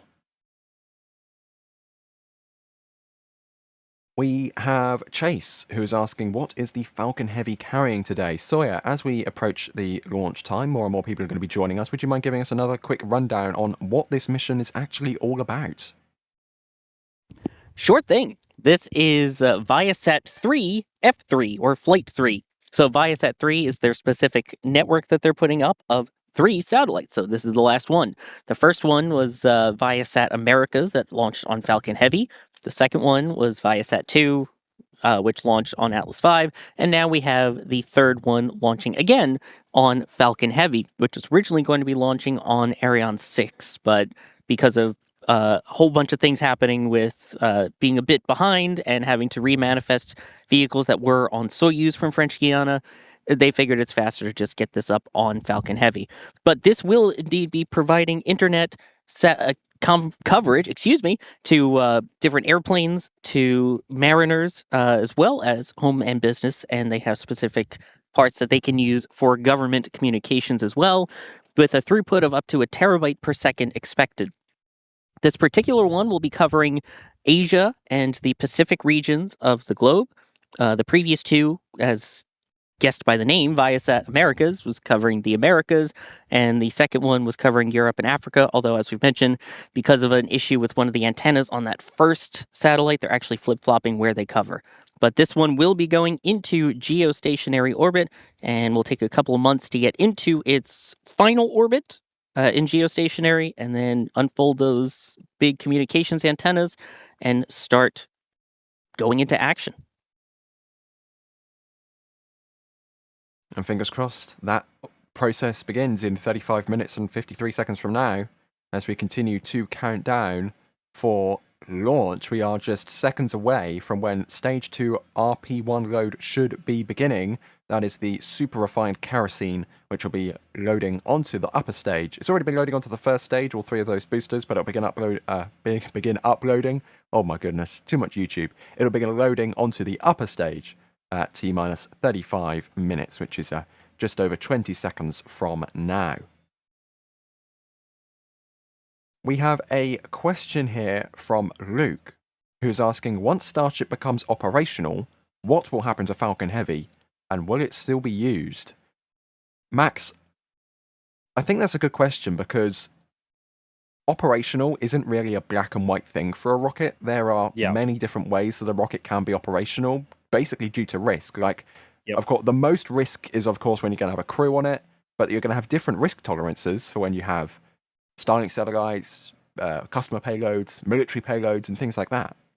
Yep, and that's why every launch vehicle that is selected for, or is aimed to be selected for U.S. DoD or Department of Defense or any military payload has to go through certain I can't say the word without stuttering certifications before it's actually verified ready and within parameters of the probable payloads to fly it safely and with the highest chances of success. We've seen this on the NASA side as well, where Falcon Heavy is, I believe, is it stage? I can't remember if it's phase 3 or stage 3 certified, and which is the highest level of a vehicle being certified to fly the most valuable and expensive and important NASA science missions, which of course was first explored with the Psyche mission back in 2023. So yeah, every rocket has to go through different phases to make sure that it is certified to fly different payloads for different people. And just because a rocket is able to fly and rated to fly a commercial comm satellite for like Sirius XM, for example, just a blanket example there, does not mean that it is ready and able to fly a payload like a spy satellite, for example, for the U.S. Space Force or DoD or the National Reconnaissance Office especially. And we have seen, even though Vulcan Flight 1 went relatively well, ULA wanted to go through a second flight to make sure that it is certified, hence Vulcan Cert 2 for Flight 2, to make sure that it is ready for all Space Force for all Space Force payloads on the NSSL contract. So Starship will first fly the Starlink version 3 satellites, and that I guess would classify as commercially operational. But just because it's flying Starlink version 3 satellites does not mean it is necessarily ready to fly other payloads, either for other commercial customers or for governments alike. We also haven't seen any other variants of Starship that will be able to deploy payloads besides Starlink version 3 satellites, although I'm sure that is being worked out right now. We just haven't seen it.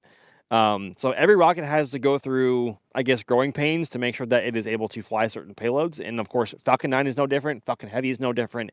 Atlas is no different. Vulcan is no different. And Starship itself will of course be no different.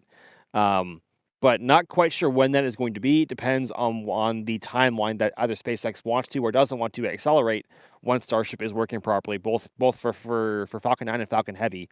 Because once Starship is broadly commercially viable, they want to phase out Falcon as soon as possible, and we are already seeing that with the retirement of their drone ship. Just read the instructions. Indeed, and just as an example, to launch this mission to the parameters that Falcon Heavy is launching it to, as a reminder, Falcon Heavy is going to be launching it up to a 23,000 by 35,000 kilometer 3-degree orbit. If Starship was to do that, it would either need refilling after getting to low Earth orbit or a kick stage, maybe something like Impulse Space's Helios kick stage, to actually get this payload to that destination. Because the Starship architecture, for better or for worse, hopefully for better, is entirely centered around getting to low Earth orbit, then filling up on fuel to head off to your final destination, whether that be high Earth orbit, geostationary orbit, Moon, Mars, Saturn, Jupiter, Venus, Mercury, wherever you want to go. Starship theoretically should be able to get you there. And a lot of mass with you as well. We've gotten a bit of support over the last few minutes. Negative Ascent Specialist. Similar line here, asking if we think Falcon Heavy will retire for Starship before Falcon 9. Judging by the lack of launches, I'm going to hazard a guess, yes. Ooh. I'm going to say no. And the reason why I say that is because Falcon Heavy is still under contract for the U.S. Space Force and the Department of Defense for certain payloads. Certain payloads that Starship may not be qualified to fly for a few years to come. So, just for example's sake, if we see Falcon 9 retired in the next 4 to 5 years, we have already seen SpaceX investing in larger payload fairings to fly certain payloads for, I guess, certain military agencies, right? And I'm not sure Starship is going to be ready to fly that before those payloads are ready to fly. So Falcon 9 may be phased out before Falcon Heavy. There is a non-zero chance that happens. And honestly, I can see that being a probable outcome, dare I say. And don't forget, there was also the plans to build a Falcon Heavy pad out at Slick 6 over on the West Coast as well for some of those polar launches. So it's not like they don't have a need for them outside of this. So I think it's very possible. Then again, on that same note, Falcon 9 has the exact same problem of having a bunch of contracted missions going farther out. So it's going to be close, I think. They will be very close to each other when they do. Indeed. We have been getting Just Gernick, who has become a launch director member. That's the second highest tier of membership we have on YouTube. So thank you very much for that ongoing monthly support. That is very much appreciated. Elkans, thank you for gifting 5 Red Team memberships. And Barbara as well, thank you for upgrading to Padrat. How do you upgrade to Padrat? Anyways, moving on. 28 minutes and 50 seconds to go until launch. At this point, Max, I know you have many cameras that you want to set up for the launch today, so we will send you off, bid you farewell, wish you good luck for a launch, fingers crossed, in 28 minutes and 40 seconds from now. Indeed, everybody. Cross your fingers, cross your toes, cross everything you got. Thank you very much, and I will see y'all on the other side. We've got Max out in the field, we've got Jerry out in the field, we've got Dee out in the field, of course we've got Sawyer out in the field, who is still with us alongside me. Yep, Sawyer, how you feeling? Oh, we've got Wade out in the field as well, I think, or is that Dee's feed? That's Dee's feed. This is Dee's feed. Oh, okay. Dee is dolphin watching right now. Oh, there you go. I mean, we had the Gators here earlier, now we got the Dolphins over there. I mean, I'm feeling pretty good right now, especially compared to where we were at this point in the count last time. We were getting rained on last time that we made it this far in the count here at the press site. Right now, I have sun blinding my eyes. That's how bright it is. A few thin, puffy clouds, but nothing that would be of concern weather-wise, just based off of what I can see here. Barely any breeze. The flag is pretty much, as you can see there, not doing much. So all looks well weather-wise. Hopefully things continue well with the prop load and that we get the liftoff in under 30 minutes now. Indeed. Oh, and we also, in the last minute, just got the Phoenix upgrading to launch director as well. Very, very kind of you, Phoenix. Thank you very much for that. Let's see here. Dougal is asking, is Dragon XL still a thing? I think the safe answer is we don't know. I think the last time that SpaceX actually tweeted about this was the announcement back in 2020, which was 6 years ago. Does I changed in 6 years. Does the deorbit vehicle for the ISS count as a Dragon XL? Because that's kind of what it is. It doesn't look like the renders at all what they released in 2020 though. Like the ISS deorbit vehicle is just a cargo dragon with a super duper extra large trunk with bigger solar panels and more thrusters to, you know. Is that not XL enough for you? It needs to be more XL. Dragon XL was like its own thing. It was basically like a rebranded Cygnus. It looked identical to Cygnus, except it, you know, was called Dragon XL and was made by SpaceX. That was, of course, if you don't know, Dragon XL was a, you know how Cargo Dragon delivers cargo to the International Space Station? Dragon XL was designed to do the same thing, but to the Lunar Gateway Space Station, which, as we all know, it isn't cancelled, it's paused, and we're reallocating assets to focus on surface presence. I mean, I'm in favor of lunar surface base. I think that's a much better idea than lunar out of surface base. But I do find it funny that they have to keep saying it's paused and not cancelled when it's quite obviously, you know, one module is going to a new mission, 2 others are corroded, so it's not flying anytime soon.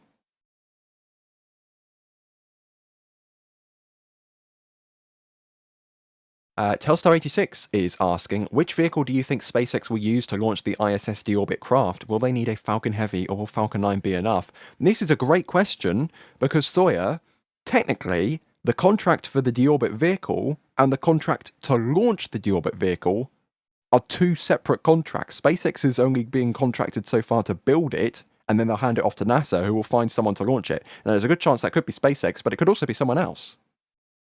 It could be, but let's be honest, it's very likely going to be SpaceX. They could use Vulcan, which, I mean, we're talking, 5 years from now at this point, so maybe it'll be more reliable at that point, especially if you need those SRBs on it. But I think it's very likely that we see it on a SpaceX vehicle. I guess the question is which one, if it is Falcon 9 or Falcon Heavy.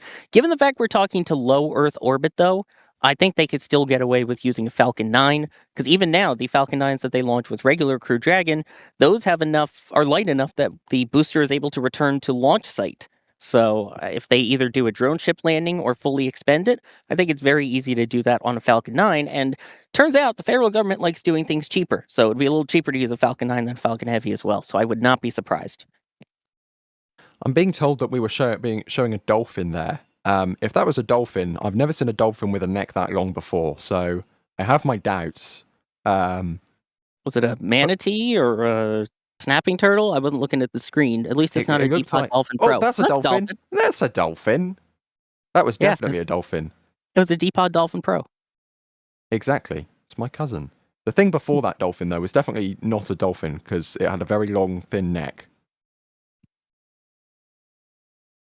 Marine watching with DUIs and NSF. Hey, I mean, we have shirts. The Hawaiian shirts have the dolphins on it for when they were swimming around the Crew Dragon capsule when it came back. So it's not like this is an unheard of thing. But we do even have shirts with the dolphins on it. Yeah, dolphins. Dolphins part of the Dragon recovery crew in the Gulf.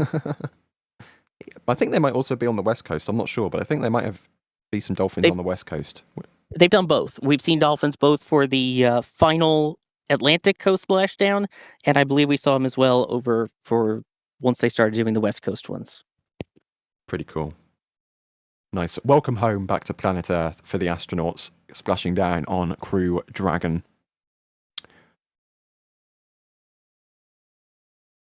Zerori, sorry if I pronounced that wrong, but they are asking, can we explain why they are expending a brand new center core and why not get rid of an old booster? We talked about this earlier, but there's many more thousand people joining us now, Sawyer. They just don't have a center core fleet like they do for Falcon 9 boosters, do they? They do not. And as of right now, there has only been one center core that has ever flown as a single stick Falcon 9, and that only happened recently. Also happening recently now is the 22-minute, 30-second vent, which means that they are complete with the RP1 load on stage 2 and are about 4 minutes away from beginning the LOX load on that upper stage. If you follow Falcon 9 launches, it is very close to the Falcon 9 timeline, except everything is moved forward by about 2 minutes. Going back to the question, though, about the core stage there, they don't fly that often. And they've tried landing them before, or I should say recovering them, because they have successfully landed them before, but not successfully been able to bring them back to port after landing, so they kind of gave up on that for a while. And we thought they would never fly a center core as a regular single-stick Falcon 9, and they have. Whether they want to continue using that as a Falcon 9 single-stick might be the reason why, to keep their cadence up, and it's surprisingly in that case faster to just build a new core stage. And in fact, this one was test-fired at McGregor back in September of last year. So it's still relatively new in terms of how quick it was to make it, test it, and now bring it out onto the launch pad for an attempt. I mean, if they static fired this booster in September, it's been or November, it's been ready for a little while now. So I wouldn't say the booster was the holdup. Probably not. We have another question here from Ron Smith, another moon-related question. Ron is asking, I wonder if NASA might try and go back to the Apollo 12/Surveyor landing site to get more data on status on the moon. I think that would be pretty cool to go back and see with, like, close up, go back and see not only the Surveyor probe, but also the Apollo landing sites up close, because they are very historic artifacts, which are, apart from the radiation blasting them, are going to be perfectly preserved because, well, there isn't any rain to wash the footprints away. And that's honestly probably part of the reason why they won't do that for that exact reason, is they don't want to disturb that historic site of both Surveyor and Apollo 12, which for those who don't know, it landed near Surveyor intentionally so they could take cameras and other things off of it to see how the radiation affected all of the hardware after spending that time on the lunar surface. So I would not be surprised if they don't do that, because you don't want to risk damaging that historic site, and also the fact that if something does go wrong, you don't want to contaminate it with, say, you're lifting off and an engine has an issue. You don't want pieces of engine now flying onto Apollo 12's site. Yeah, that might be for the best. We are seeing that tiles falling off of a Starship lander kind of thing. Yeah, that's a good point as well. Vent is very droopy today, Sawyer. Probably the wind is, or lack thereof, is playing into that. I can't remember seeing a vent this droopy before. It's not going sideways. It's just falling to the ground. Yeah, the dolphins are getting more air than the vent is right now from the looks of it. But yeah, I mean, again, that's an indication here that it is not super windy. There's barely any wind at all. And there's some decent humidity in the air. It's not super humid where it's enveloping the rocket entirely. So rather than kind of hanging around and ghosting the rocket in this haze around it, it's kind of just flopping off to the side. So that means very light breeze, not as strong of a humidity day, which is nice, so less chance of rain. And that's why you get the vent that we see there. And I'm happy to announce that Patrick Bob is in the house. Patrick Bob is always doing these ridiculously large supers on our bits of support on our Raptor sides over on Starbase Live. But Patrick Bob has just gifted another 50 Red Team memberships. I think they did 50 on the last Falcon stream. They always gift memberships on Starbase Live. So seriously, if you received one of those memberships from Patrick Bob, make sure to thank them in chat. And you now, for a month, for free, completely free of charge, get access to all of the member perks behind the scenes on YouTube. And there are plenty of pictures for you to look at from not only from Falcon, but also from Artemis, which was 29 days ago. We've got all the other Starbase activity that goes on. So many member perks in that YouTube area for you there. So seriously, thank you so much to Patrick, first of all, for supporting the show. And then the 50 other people who now get access to the membership completely for free. And we have Sengel. Thank you for your support with a $50 super chat. Where are these big supers coming from? This is ridiculous, but thank you so much. Really appreciated. Literally just saying thank you once again for the premium coverage of space. Big shout out to my buddy Mark P that is stepping into being a space enthusiast. Let's light this candle. Well, very cool that you're getting more people excited about space, because more people, more better, as Jack would almost say. But seriously, thank you so much. That's huge support. 17 minutes and 18 seconds left to go in the countdown. We have just passed that T-minus 22.5 minute vent, which is, of course, a little bit earlier than we see for Falcon 9, but, it's Falcon Heavy takes a little bit longer. It's a little bit of a bigger vehicle. You've got 3 more boosters, or 2 more boosters to load. You've got 3 boosters on this thing. And we are now into stage 2 liquid oxygen load on the upper stage. So, all of the tanks on this vehicle now have some sort of propellant in them, whether fully fueled or still underway on Falcon Heavy. Speaking of Falcon Heavy, UV6KC is asking, why do they call it Falcon Heavy? I assume it's like aircraft, it means something like it's heavier than normal, but aren't all spacecraft heavy? I don't know if there's a technical it is a heavy lift rocket, but then again, Falcon 9 isn't called Falcon Medium, so maybe it's just a cool name. I don't know if you have any more technical insight on that, Sawyer. I mean, it's interesting, because if you go to the Delta IV family of rockets, you had the Delta IV Medium, you had a Medium Plus, and then you had Delta IV Heavy, which again was 3 strapped together. So I guess it's kind of the heritage of Delta IV Heavy had 3 cores strapped together. Falcon Heavy has 3 cores strapped together. And yeah, it's not like there is a low version of Falcon 9. It's either Falcon 9 Block 5, which is what they currently use, or Falcon Heavy. And I guess because it denotes a heavy lift vehicle. But otherwise, yeah, my thought would just be very similar to Delta IV heritage. I'm being reliably informed by the Falconologist himself. Alex happens to know a thing or two about the Falcon 9 history, and he says that it comes from Delta 4 Heavy, because originally there were going to be 3 versions of Falcon 9, a Falcon 9 Light, a Falcon 9 Medium, and a Falcon 9 Heavy, just like Delta 4 originally had light, medium, and heavy versions. And that Falcon 9 Light was going to be a Falcon 5, oh, that's going back, with a Kestrel-powered upper stage. That's going really far back. Holy flashbacks. Yeah. Wow. If you didn't know, Falcon 5, that was a real thing that was proposed by SpaceX. That was going to be like air-launched on the big Stratolaunch plane called Rock. And that was going to be like an air-launched Falcon 9. And Kestrel is the engine that flew the upper stage of Falcon 1. So we're talking like late 2000s sort of SpaceX era here. That is, yeah, holy throwback.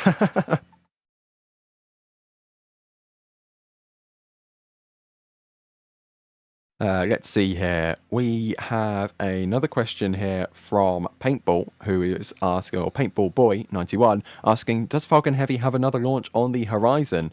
Or Sawyer, as Max was saying, we should have that astrobotic mission coming up soon. We've also got Roman Space Telescope coming up as well. Yes, we do. Yes, as we talked about, there's the Griffin Lander 3, and then Nancy Grace Roman Space Telescope was originally going to be early 2028, but as they recently announced, they are about 8 months ahead of schedule on that, which would put a launch date for that towards the end of 2027. So, that means that we will hopefully see at least 2 more this year. And if you check out nextspaceflight.com or in the app and you look up all the different Falcon Heavy launches upcoming, 2028 currently looks to be, or 2027 and 2028 look to be insane years for the number of Falcon Heavy launches. Absolutely awesome. And we had a question a long time ago in the stream now, but I can't remember who, but somebody was asking why they couldn't launch yesterday. And I said it was probably because of GSC or weather or something like that. SpaceX has now confirmed that because the abort on Monday was so deep into the countdown, it was at T-minus 28 seconds, they had to have a 48-hour recycle time to give them extra time to densify the propellant. Of course, Falcon Heavy, Falcon 9 use extra dense propellant to squeeze as much performance into those boosters as possible. So sounds like SpaceX needed the extra time to properly thermally condition that propellant in the tank farm, make sure it was dense enough to be loaded onto the vehicle. So if you're still, whoever asked that question, forgive me, I forgot your name, but if you're still watching, there's the answer. That's why they couldn't launch yesterday and instead are going for an attempt in 12 minutes and 43 seconds from now. Very briefly, we've been getting so much support. I'm going to run through this. Potato, thank you for the support. Let's get a potato in space. I think you might be a little bit biased there. Space Watcher, thank you for gifting a Red Team membership. Not Donut SMP, thank you for your support. There's 17 minutes and I'm 25 minutes away. NSF, not responsible. Patrick Scott, SBL, great username. Thank you for your support, saying that they're bringing a friend to come and see the Falcon Heavy launch, hoping to make them a regular. Well, that would be pretty cool indeed. KL May, thank you for gifting 5 Red Team memberships. And Joseph Williams saying that ULA should drop Vulcan and bring back Delta 2. I'm not sure about dropping Vulcan, but Delta 2 was a pretty epic rocket. Bring back Delta 4 if we're going to talk about that. I want to see Delta 4 Heavy fly again. I mean, for that matter, bring back the space shuttle. How far do we want to go? Bring back the Saturn V. Well, if we're talking realistic here, although they did just demolish all of the Delta 4 hardware and everything they had, because Slick 37, where it launched from, was now leased by this other company you may not have heard of called SpaceX for this crazy rocket they're trying called Starship or something. Yeah, they're kind of this small company. You might not have heard of them before. I don't know if they'll ever be able to rock Boeing, you know. And rock Boeing they did. KMA, thank you for another 199 here, saying, happy launch day, everyone. Keeps coming. And Wolfie Stamps, thank you for becoming a Pad Rat member. So we are getting closer to liftoff here. Sawyer, would you mind giving us maybe one last little cheeky weather report? I mean, the water still looks still. The skies are blue. This looks much cleaner than Monday. Oh my gosh, dramatically different. Yes, there's still some little puffy clouds going by. So hopefully those continue to move away from the pad, which it looks like based off of the wind and everything they are. But otherwise, it's mostly blue skies here. A couple of those thin, puffy kind of clouds. Yeah, barely any wind. It is absolutely hot and gorgeous. So hopefully everything continues to look good 10 minutes and 20 seconds from now when they lift off. Indeed. And of course, if you want to commemorate this, what is on track to be beautiful launch of Falcon Heavy, we of course have our Falcon Heavy collection at shop.nasaspaceflight.com. We have, not only do we have the awesome Heavy design, but we also have the Merlin design of the Thrust collection. It's all there in one collection, and we are looking forward to Falcon Heavy. And it's also available now, as you can see, on that snapback trucker hat. That rhymed. We've also got it on the shirt, on the hoodie. We've got some awesome Falcon Heavy prints as well, if you want to pick some of those up. I mean, just pure power from those 27 Merlins. Speaking of Merlins, that awesome Thrust collection design. Who's that Sawyer with the launch entry landing design as well, which is also in the collection. Well, this is embarrassing. I'm wearing the same shirt. That's awesome. But there you go. Plenty of Falcon Heavy designs to satisfy your space flight needs at shop.nasaspaceflight.com. Also pinned in chat, by the way. Very helpful. Thank you very much, Chris B, for pinning that in chat for us. 9 minutes left to go in the countdown. We obviously don't want to be reading out supers and things like that when the rocket is launching, so I'm going to very quickly try and get some of these out of the way. But DJ Mod has become a Red Team member, and I should do an extra special thanks to Oystein. Sorry if I pronounced that incorrectly, but they have done 500 Norwegian kroner, which is considerable support. So thank you so much, and literally just saying thanks for the awesome coverage. That is really, really appreciated, and yeah, we are very, very grateful for that support. It goes so far, and okay, I'm on a loop, I'm a broken record, but we are really, really grateful. I say it every time, but I mean it every time, I promise. And SpaceX has just confirmed that the weather has degraded slightly to 85% go, but that's still much more go than no go, so fingers crossed. And as Sawyer just said, the weather is very clear, so I'm feeling quite confident. I don't want to jinx it, but I'm feeling confident.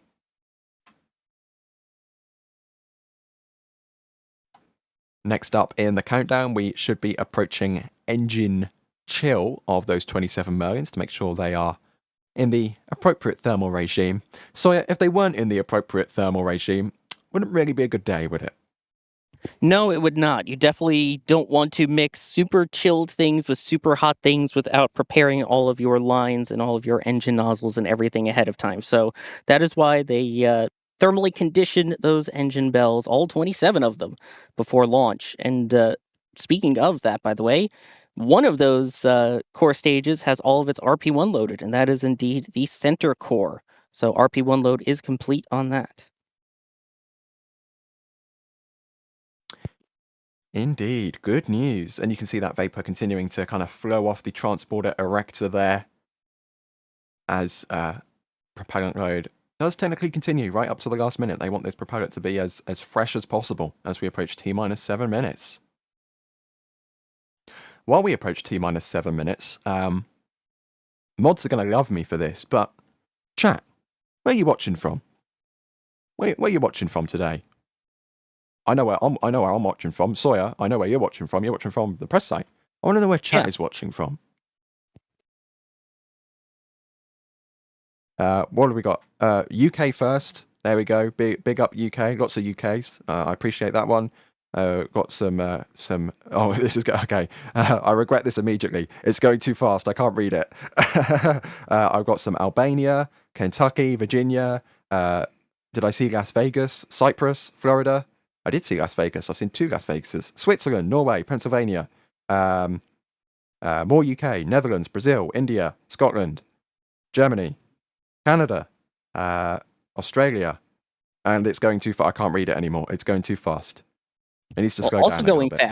Also going fast is that RP1 load, because now both side cores as well have RP1 load completed. Good news. Continuing. That is both the PY booster, which is the plus Y-axis booster. That's B1075, which is the veteran on this flight. and the MY booster, the minus Y-axis booster, on B1072, which is not the youngest, but in terms of side boosters, that's the youngin. It's only flown once before on Goes U a couple of years ago. So we continue to progress through this countdown. I think we'll hit one last question, Sawyer, before we send you on your way to watch this launch with your human eyeballs. Sard is asking, why do people think that 27 engines for Falcon Heavy would be an issue? I think it might have just been some PTSD from the N1. Yeah, that could be. Again, the way that they're spaced out and the way that they're able to gimbal and move, it's not as much of a concern. They understand how these engines work. And again, when you have 600 plus flights of heritage under your belt, you tend to understand these boosters really well. So even though this is only the 12th Falcon Heavy flight ever, with over 600 regular Falcon flights, they feel pretty confident in that. So I'm pretty sure they're confident in those engines and making sure that they stay intact and perform all the way through launch. And with that, Sawyer, thank you so much. We will see you after launch. Good luck with, fingers crossed, watching this thing launch in 4 minutes and 15 seconds from now. Thank you, Ryan. Go chat. Go launch. Go Falcon Heavy. I do. Chat, are you go for launch? SpaceX doesn't give us the verbal go, no go poll, which I think is a shame. I love a go, no go poll. But chat, I'm go. Our streams go. I hope you guys are go as well. Let us know if you go in chat. Yeah, chat is go. What did I expect? Everyone in chat is go, which is brilliant. I hope I don't see any no-goes. You all better be go. For launch in 3 minutes and 50 seconds from now. And you can see, zooming in on the second stage there, the strong back clamps are retracting. There goes the left one. There goes the right one. And that strong back will lean back just a couple of degrees initially. We'll be able to see it from this angle as well. And when liftoff actually comes, great view of the Starship tank farm there as well. I'm sure Alex will be loving that view. But yeah, when that strong back retracts, it'll go initially back a couple of degrees, as we can see now, and then at the time of launch, it will swing all the way back to about 45 degrees to protect all the lines and itself from those 27 Merlin 1D engines. Might not be as powerful as Raptor, but they're still very, very powerful indeed. LOX load now complete on both of the side cores as well. I have seen, I'm just going to address it now, we have gotten some big support in chat. I promise we will thank these people appropriately after launch, but for now we are going to focus on Falcon Heavy. But Patrick, Bob and Oystein, I've seen what you've done, and we will be talking about it later on after launch. So do stay with us. We've got a lot of thanking to do after launch. Right now, as we approach 2 minutes and 30 seconds left to go in the countdown. We're about 2 minutes from where they had to go on hold yesterday. Fingers crossed we proceed through that point without issues today. And then, as a quick rundown, here is what you can expect in the last 60 seconds of the countdown. So, first of all, the flight computer will be commanded to begin final pre-launch checks. That is, of course, on board the rocket at T-minus 59 seconds. And we've just got confirmation center core LOX load is complete. After that, the launch director will verify go for launch at T-minus 45 seconds. Beautiful venting from the TE in real time. Then the propellant tanks will pressurize themselves for flight. That will take place at T-minus 20 seconds, making sure that the structural rigidity of the entire stack is just as it needs to be to survive those dynamic loads as it pushes uphill through Earth's atmosphere. And then at T-minus 6 seconds, we will see the engine controller commanding the engine ignition sequence to start. And reminder, there's 27 engines they need to start throughout this core stage, with the core stage and both boosters. So it's a very complex ignition sequence for Falcon Heavy, and we will see that taking place in about 1 minute from now. Also getting confirmation that stage 2 liquid oxygen load has wrapped up on Falcon Heavy, so all 3 boosters and the upper stage fully fueled, ready for launch in 55 seconds from now. Falcon Heavy is in startup. 45 seconds left to go in the countdown. Launch Director will be verifying go for launch around this time. And we are go for launch of ViaSat-3 Flight 3 on Falcon Heavy Flight 12. 30 seconds left to go. Propellant tanks will be pressurizing any second now. Should be taking place right about now. And stand by, we will see the huge plume from ignition. Again, 27 engines on this thing. Not quite the 33 is super heavy, but 27 is a big number of engines. 10 seconds till launch. Should be seeing ignition. There we go, ignition of 27 Merlins and liftoff. ViaSat-3 F3 is off and away. Falcon Heavy heads to space for the 12th time.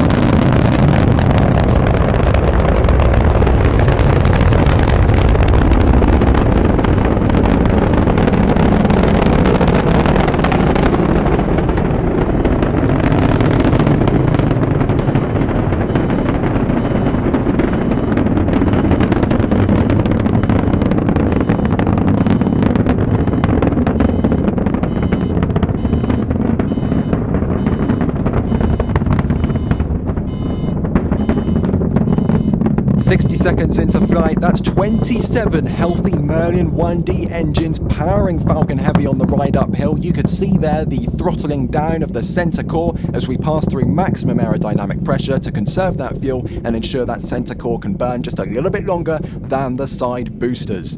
The car horns weren't a big fan of the launch. I was a big fan of the launch. Maybe a little bit overpowered of the noise there from 27 Merlin 1D engines. As we cross 90 seconds into flight now, Falcon Heavy continuing to pitch down range as it builds up speed. We are approximately 40 seconds away from booster engine cutoff. As a reminder, this is the first ever Falcon Heavy launch with one side core going to landing zone 2 and the other going to the brand new landing zone 40. We have never seen this before. We're not quite sure what to expect. The sonic booms will be delayed. We're going to experience this all for the first time with each other. Side-on tracking view of Falcon Heavy. We are about 20 seconds away from booster engine cutoff, coming up at T plus 2 minutes and 21 seconds into flight as that plume expands from 27, I'll say it again, 27 Merlin 1D engines powering Falcon 9 as it heads down range. About 5 seconds away from BECO. Standing by for visual confirmation.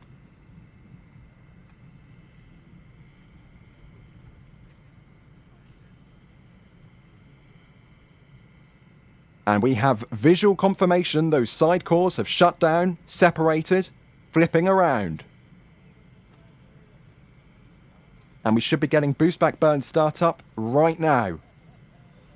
And there they go, you can see boost back is initiated on both side cores. B1072 and B1075 are coming back to the Space Coast.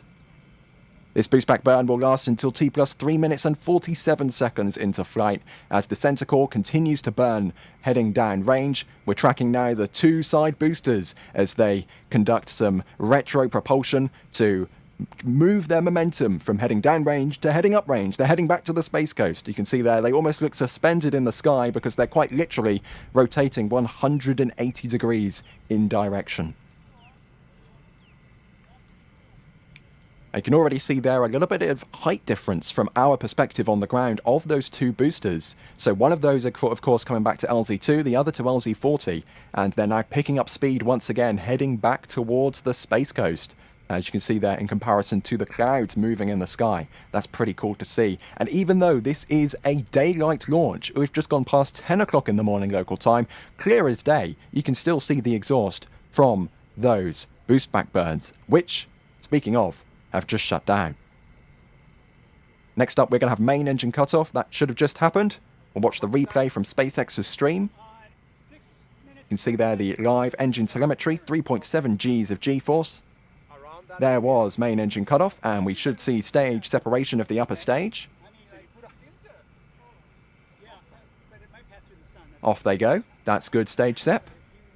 and ignition of the Merlin vacuum, ViaSat-3 headed to space. Should also be followed by fairing jettison. Oh, we had a camera on it for a second. Let's see if we can see the fairings fall away from the engine shot on stage 2. Oh, we're looking at the payload. And fairing jettison, ViaSat-3 F3 exposed to the vacuum of space for the very first time. There goes the fairing. Bye-bye fairing. Fingers crossed you will be able to re-enter Earth's atmosphere and be picked up by Doug, in the Atlantic Ocean. 5 minutes into flight, we're approximately 90 seconds from entry burn starting on both of those side boosters. But as a reminder, these times are dynamic. These boosters are flying themselves with their onboard guidance computers. So if they need to start early, they'll start early. If they need to start later, they'll start later. These calculations are happening live onboard the rocket. As we cross 5 minutes and 25 seconds into flight, second stage continuing to pick up speed, passing through 16,600 kilometers per hour over 154 kilometers in altitude. Side boosters now falling beneath 100 kilometers in altitude as they're picking up speed as they fall back to Earth, but that will quickly start to decrease again as they start their entry burn and then hit the thicker parts of Earth's atmosphere. Approximately 30 seconds away from entry burn startup on both B1072 and B1075. Second stage now over 160 kilometers in altitude, over 18,000 kilometers per hour in speed. You see the beautiful morning limb of the Earth there as we fly over the Atlantic Ocean. Okay, stand by. We should be getting entry burn on both boosters in 5 seconds from now.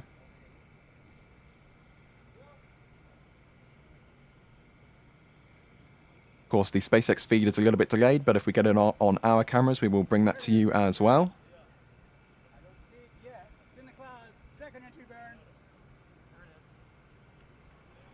And there is entry burn of at least one of the boosters.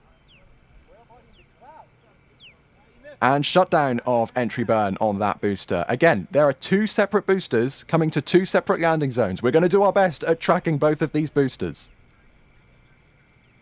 Landing burn should be coming up in about 40 seconds from now, so stand by. On board with both boosters on the right-hand side there. Continuing to track the second stage on the right-hand side, over 21,000 kilometers per hour in speed, over 166 kilometers in altitude. Landing burn coming up in about 15 seconds as both side boosters plummet back to Cape Canaveral.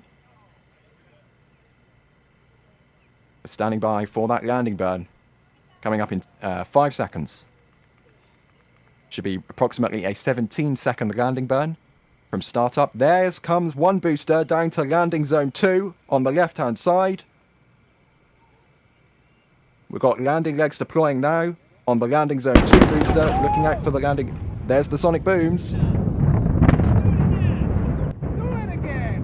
That should have been the landing zone 40 booster. Looks like the landing zone 40 booster has landed. Didn't quite catch it on the feed, but I'm getting confirmation that we have landing on both boosters. There we go. Landing zone 40 has landed on the left. Landing zone 2 has landed on the right. And there's the other sonic boom from landing zone 2. That was awesome.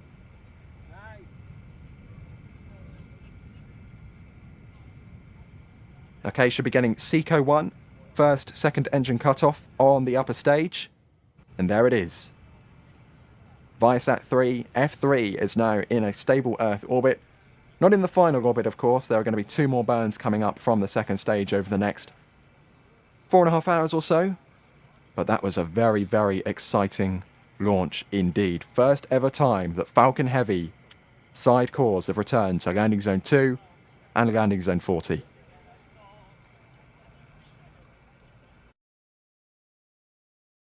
Nine minutes into flight now. Time for a deep breath.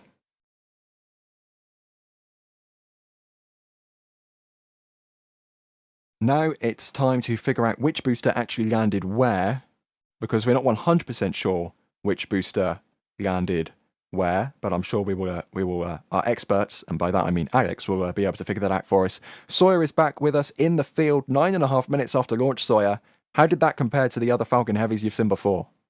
I mean, this one, the noise was fantastic today. It really came through super punchy. And then the sonic boom difference was about 20-ish seconds, I think, if my head math was correct for when we heard it. So that was, oh man, the 41 was a lot louder and more startling than the one at LZ2. I will say that. Alex thinks that B1072 was the one that landed at LZ2 and B1075 landed at LZ40. Were you able to see that with your eyes, Sawyer? I know those clouds, we could hear it over the microphone. The clouds seem to be getting in the way a little bit there. Did you manage to see anything with your Mark 1 eyeballs? For landing, no, didn't see any of it, unfortunately. But certainly hear it because you're looking for it, and then all of a sudden, bam, ba, bam, followed by the VAB squeal, and I jumped. And then the second one, I didn't jump as much because it wasn't as loud as the one landing at 40. So, it still didn't get to see the landing portion, but heard it without a doubt. Surprise, surprise. I mean, it's further away, so that sonic boom probably gets a little bit deadened out by the time it reaches your ears. Your Mark 1 ears? Does that still work? Sure. Why not? As I said before launch, we got a considerable amount of support, but we obviously don't want to talk about that during launch. But now we have the second stage safely in space, traveling at 26,673 kilometers per hour. It's only appropriate that we thank these huge amounts of support. First of all, Oystein gifted 50 more Red Team memberships. That is in combination rather, with the 50 that Patrick Bob gifted earlier. That's 100 gifted memberships for this stream. But hold on, Patrick Bob did the equalizer and gifted another 50 Red Team memberships, which is 150 memberships gifted on this stream, which is absurd. The amount of support you guys are giving us, and 150 people, just think of a room full of 150 people, now get access completely free of charge to the membership area for an entire month. And rest assured, there is so many behind the scenes photos from Falcon Heavy, from Artemis, from Starship. I mean, there's constant Starship stuff coming in. It's a drip feed of Starship stuff from our photographers in Starbase. You are not going to be disappointed with the content available in the membership area. I can assure you of that. So thank you so much. And on top of that, if that wasn't enough, Patrick Bob has done a $500 tip. Patrick Bob keeps doing he does these like twice a week. I mean, this is ridiculous at this point. Patrick Bob, you know how much this means to us. Thank you so much. This goes so far in helping to support what we do and bring you the live feeds that you just saw. Because it takes a lot of effort to get our field team to, be in the field. So thank you so much for your support. We also had 0x Jade becoming a Red Team member. Oh, you can actually see the live position there, stage 2 now. Looks like, I don't know if the telemetry is frozen or stage 1 is still plummeting towards the Atlantic Ocean, but stage 1 might still be alive for a little longer, the center core there. All the telemetry froze when it hit the atmosphere. I think it probably froze when it hit the atmosphere. I think the center core might be no more.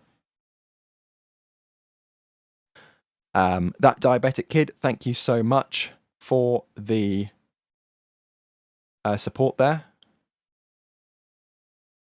J. Floyd, thank you for your support there as well.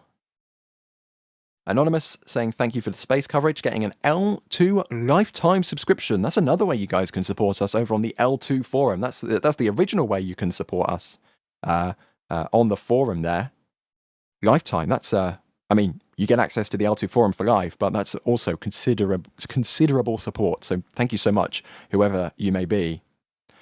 Alpha Zulu H2K, thank you for becoming a PadRap member. Matt Large is asking if SpaceX got a waiver to land not at the launch site, or are those rules not in force yet? I'm not sure if it's technically a waiver, but the condition, I'm pretty sure the condition is if it's a Falcon 9 launch from 40, they land back at 40, but they just don't have the landing zones right now for a Falcon Heavy. And what they're going to do, the Space Force is going to say, no, you can't reuse your rocket, you have to throw it away. I don't think SpaceX would be too happy about that. So I think it's just the current condition of how things are laid out. They are given access to LZ2 to allow that recovery to happen. And Titan Blade 828, thank you for becoming a Pad Wrap member. And do stick around because we have replays being pulled of the launch, and I'd hope the landing as well. So we are going to be replaying those momentarily with the various camera feeds we had running, many camera feeds we had running from Kennedy Space Center and dotted around Florida. Because of course we have our fleet cams as well at the port, and we have our Cape cams as well just by the by Cocoa Beach for the live views of Launch Complex 36 and one of those views of Landing Zone 2. Just Gernick is asking, with the success of this launch, what will happen now? Sawyer, given what happened to New Glenn, I think we should probably wait a second and see how things actually turn out. But there's a couple more burns coming up for this mission, aren't there, before it actually gets to its almost geostationary orbit.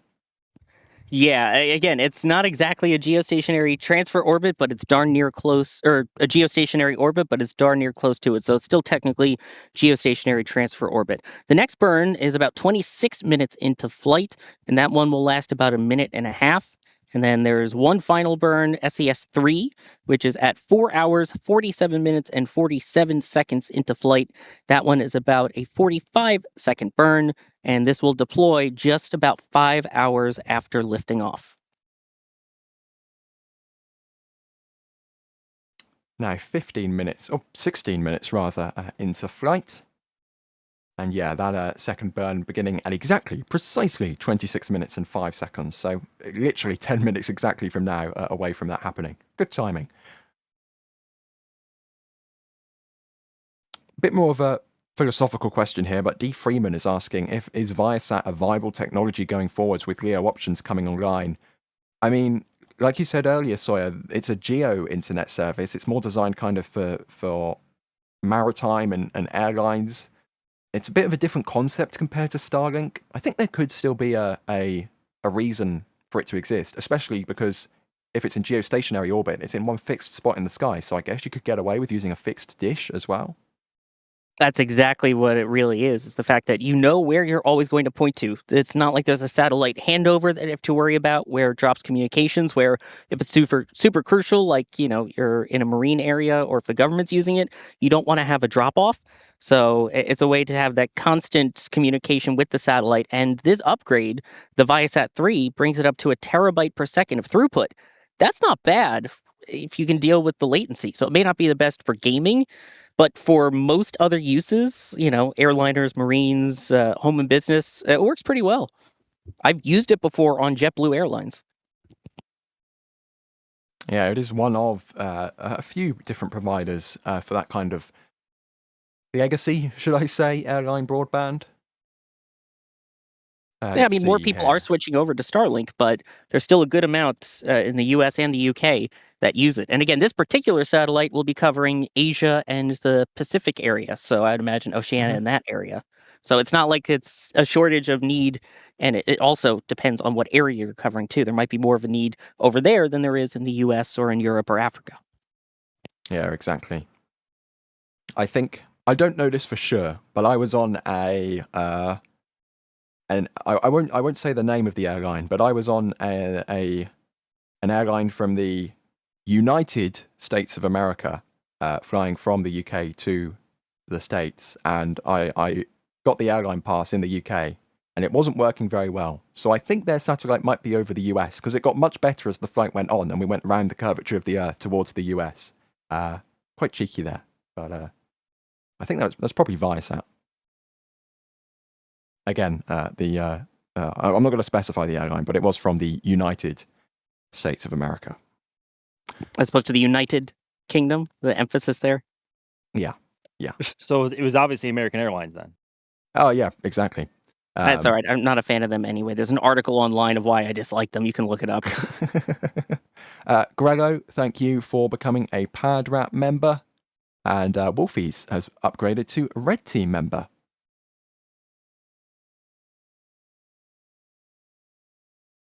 Stage 2 now approaching the coast of Africa, just passed over Cape Verde there in the Atlantic Ocean as we pass 19 minutes into flight.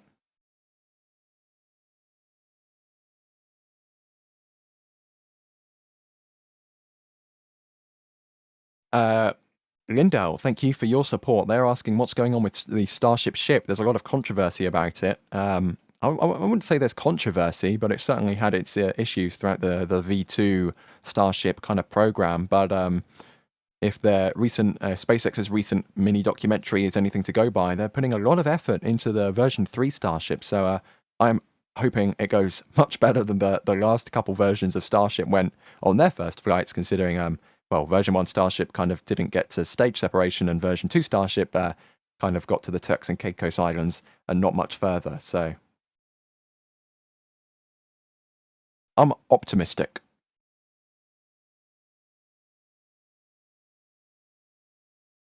He-Man is asking, can SpaceX land at LZ-40 if a Falcon is on the pad? Also, are they still planning those LC-39A landing pads? We talked about the 39A landing pads a little while ago. They have the environmental approval if they ever do want to build them. In terms of landing at 40 with a Falcon at 40, Max, what do you think? Do you think that would damage the rocket maybe? They've launched, back in the suborbital hop days, they've launched a Starship and landed a Starship with another Starship right next door.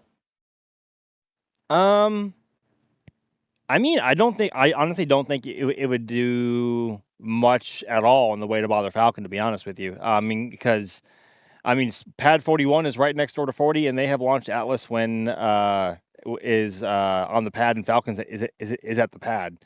Granted, that is much farther away. Granted, by maybe a mile and a half, but vehicles are not inexperienced with sonic booms here at the Cape, whether you are on KSC side or Cape side. And also with the singular Merlin engine and the noise, I can't imagine it would do much in the way to hurt it. So I don't think it's going to be a problem if they ever come into that issue going forward, or that scenario going forward, I should say. It's a little too close for my comfort, just in terms of vehicle proximity, but just in terms of noise, I don't think it's an issue. Thank you. We are now 21 minutes and 45 seconds into flight, and of course that next burn is coming up at 26 minutes and 5 seconds. So we're about 4 minutes away or so from that burn taking place. Again, replays are on the way, so do stay tuned because we're going to rewatch this launch from all of the angles that we have recorded.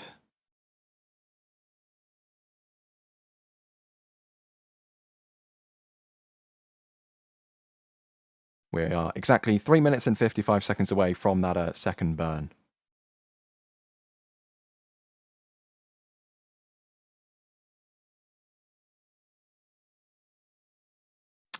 Psycho Path is asking, didn't SpaceX have a plan to use some Falcon Heavy cores to launch Starlinks before their expenditure in full Falcon Heavy stacks? What became of that plan? They did, and they do. This booster wasn't part of that plan, but they do have a couple boosters in the fleet, B1091 and B1099, that they are using for... B1091 has flown 3 times before, 99 yet to fly, but they are going to be using them in a single stick configuration for the kind of bedding in flight heritage. Yeah, I think that could also be to gather data just on how much different the center cores fly, for I guess to try and gain better accuracy for the eventual return to attempting to try to return center core recovery out at sea, which could be as early as July with the Griffin mission 1. Mission 1 mission back in not back in, but coming up hopefully next July. That is currently something that they do, and not something that we necessarily thought they would do in the past, just because of how much heavier and how much different really Falcon Heavy center cores are built compared to Falcon 9s.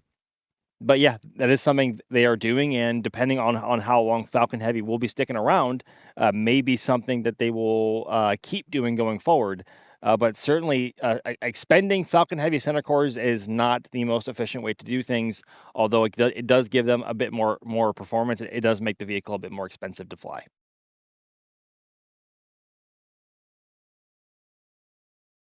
And I'm seeing some people in chat asking if there is a telemetry issue because it's not updating. There isn't. Don't worry. It's not meant to update. It is the second stage engine is not firing right now, so they are in a stable orbit around the Earth. So it's not gonna. And it has just updated. Maybe And they even were so, in they have areas where they have issues with communication, small blackouts, handovers between ground tracking stations. So it's not unusual. Yeah, but just kind of keyframes over to the new telemetry. So again, they have ground stations. The telemetry isn't meant to be changing that much right now anyway. So live views from the second stage, the engine isn't firing right now. So well, it should be firing in a second, but we will stand by. We have got some replays to show as well as we stand by for this burn. Big bit of ice being flung off there of the second stage. Live views of the payload. Let's take a look at some replays. First of all, from trusty old Fleet Camp, which has been here for God knows how many years at this point at Rusty's at the port. Very thankful to Rusty's Bar for hosting us all these years. You can see Falcon Heavy in the background, getting obscured a little bit by the clouds. In behind a cloud. That's the story of our view of the launch here as well. I have one photo that would happen to be blurry of the start of a vapor cone. And of course, the big actual vapor cone itself was right behind the cloud. I didn't see the actual big vapor cone. I lost it. I could not reacquire it after it went through the cloud, unfortunately. It happened while it was behind the cloud. That's why. Oh, of course it did. Well, yeah, because I have a photo of the very beginning of it starting to happen right as the nose is poking into that cloud. So, of course, the big, beautiful shot would be behind that one cloud. SpaceX last time was yelling at clouds Monday. Now we're yelling at clouds after the launch. Yeah. I mean, we were as well, to be fair. Oh, very much. More views from our robotic cameras. And while we are looking at these launch replays, Anonymous has a question asking, why did 2 side booster engines shut down way before Beco, as that second burn is now underway? There's the live view. Off goes the second stage. I have asked the Falconologist for an explanation, and Alex says that those shutdowns are expected, so they're completely normal, and they are targeted shutdowns to limit loads on the side boosters during ascent. It's been a thing, so they've been doing this since the demo flight back in 2018, but this is the first launch with the new telemetry graphics, so we didn't actually have those live engine telemetry until now, so that's why we've only seen it now. Sometimes they do it twice during ascent, depending on the flight profile. This time around, they only did it once. So they're also opposite pairs, so if you take a look at the telemetry, that's also on purpose, just to limit loads and make sure that the boosters stay safe during that phase of ascent. Of course, it's a high-stress environment for the vehicle when it heads uphill through the atmosphere. SES2 should be... SECO2 rather, should be coming up any second now at 27 minutes and 33 seconds into flight. Of course, the live feeds from space are a little bit delayed, so that is as expected. And even so, it's based off of real trajectory. The times we're given are approximate.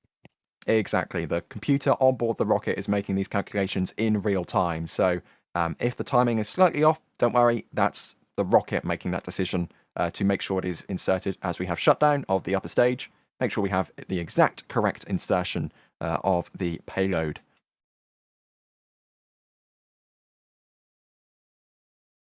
Okay, let's I think we should be able to go back to some more replays now that burn has completed.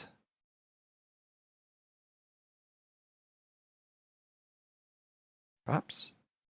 Yes, let's have a look. Wider view from the press site.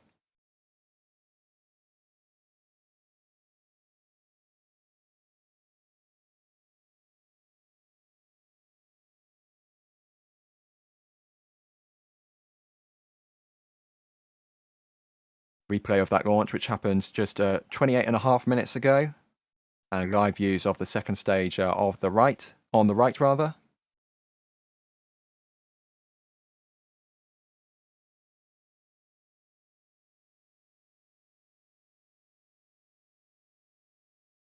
You can also see the rumble hit the camera at this point as well. Yeah, Falcon Heavy is very loud and noticeably louder than Falcon 9, obviously being 3 times the thrust with 2 more boosters than we're normally used to. Yeah, it is a very loud beast, and it is very noticeable, and you certainly feel it in your chest above anything else. Oh yeah, and she shakes all the windows and things around you. We had a couple of car alarms that went off on this one. Yeah, we heard that on the microphone. And with that, unfortunately, at this point, I am going to have to bow out. But to take you through the rest of the replays, you are in the very trusty hands of Sawyer and Max. So I will see you guys later, but keep watching. There's plenty more replays to come. Absolutely. Thank you very much, Ryan. Ryan, Kate, and there as we continue to watch some of these replays here from the launch itself. Boy, this was beautiful. It's nice to have one at 39A again, Max. It's been a while, and you forget how spoiled we are with those.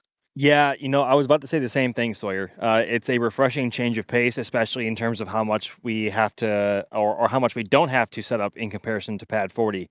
But here we are. This is on my track using the RoboHead this morning. It looks so good. This would have been a prime view of the vapor cone had this pesky cloud not gotten in the way. But yeah, my word, it is very refreshing to see a launch from Pad A again.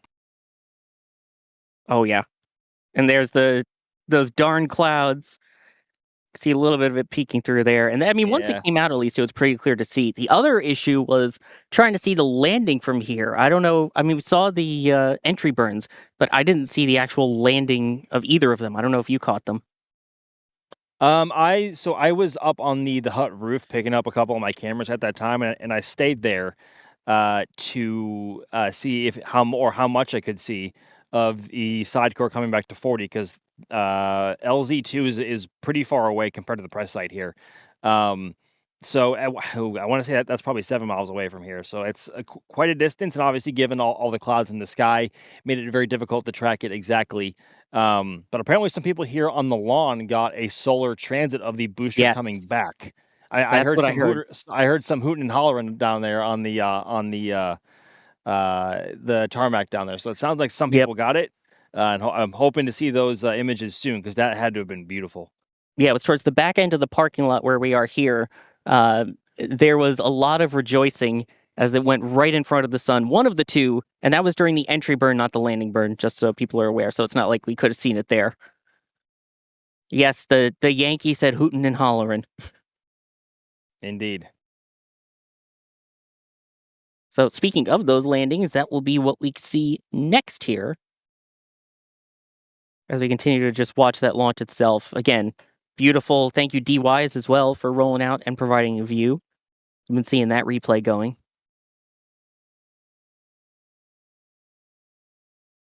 And here we go. This from the robotic cameras that we have here at the press site at Launch Complex 39. There we go. I love the actual landing burn profiles for side cores because they do. We're normally used to the single engine landing burn, but for certain mission profiles, they do a 1-3-1, very similar to the entry burn, where they very briefly have 3 engines lit and it slows down rapidly. Like it looks like it hits a wall with how fast it slows down, and then before going back down to a single engine and carrying itself back down to the ground. Falcon Heavy cores do that. We see it sometimes on Falcon 9 boosters coming back to shore. But yeah, my word, that it hits a brick wall on the way down. It's so trippy. Oh yeah, and again, it's a little harder with the LZ40 over there to get 2 of them in the same frame because they are quite a distance apart here from the press site. Absolutely. But there you go. You can see DY is tracking one of them. And there we go. But yeah, it was tough today with the way the clouds were. And right at that moment, you missed the landing burn and trying to figure out the timing. I mean, there was I've counted approximately 20 seconds between sonic booms. And of course, I mean, that boom from 40. Oh, I love LZ40 now. Yeah, I was gonna say the landing burn over at LZ40 was like borderline like a launch, like a Starlink. Like that was incredibly punchy in itself, and obviously being in a lot closer proximity here to Pad 40 than we are to LZ2, the sonic boom just like smacked us in the face all that much harder here. So it's always a treat. Yeah. So again, that's why we were talking about with the clouds and everything. That's why you may have only seen a single booster on the landing, which I'll give you that, chat. It's more than I saw with my Mark 1 eyeballs. So props to you guys and props to D and all of our Space Coast Live teams. Oh, we did see the 2 boosters. Good.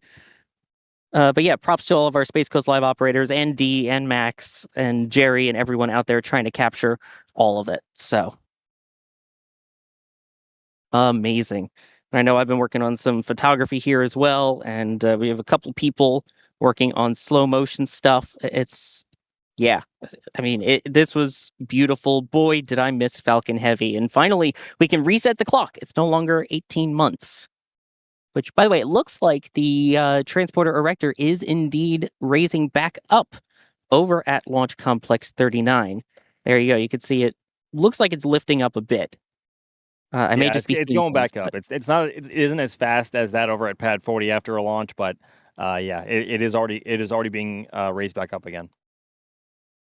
That is awesome. Yeah, and beautiful. And of course, you got all the Starship stuff there, and then they'll allow the photographers who place cameras out there back in just a little bit once everything's safed, and we'll have even more photos and videos coming for you. So if you're not following any of the NSF socials, first off, you're missing out on a lot of stuff. You know, history of spaceflight, what happened on this day, all the latest breaking news updates as it happens. And also, we will be reposting all of the shots that we have on the NSF social channels. So you'll get to see our close-up launch and some of those other shots that we gathered. So definitely worth following for that.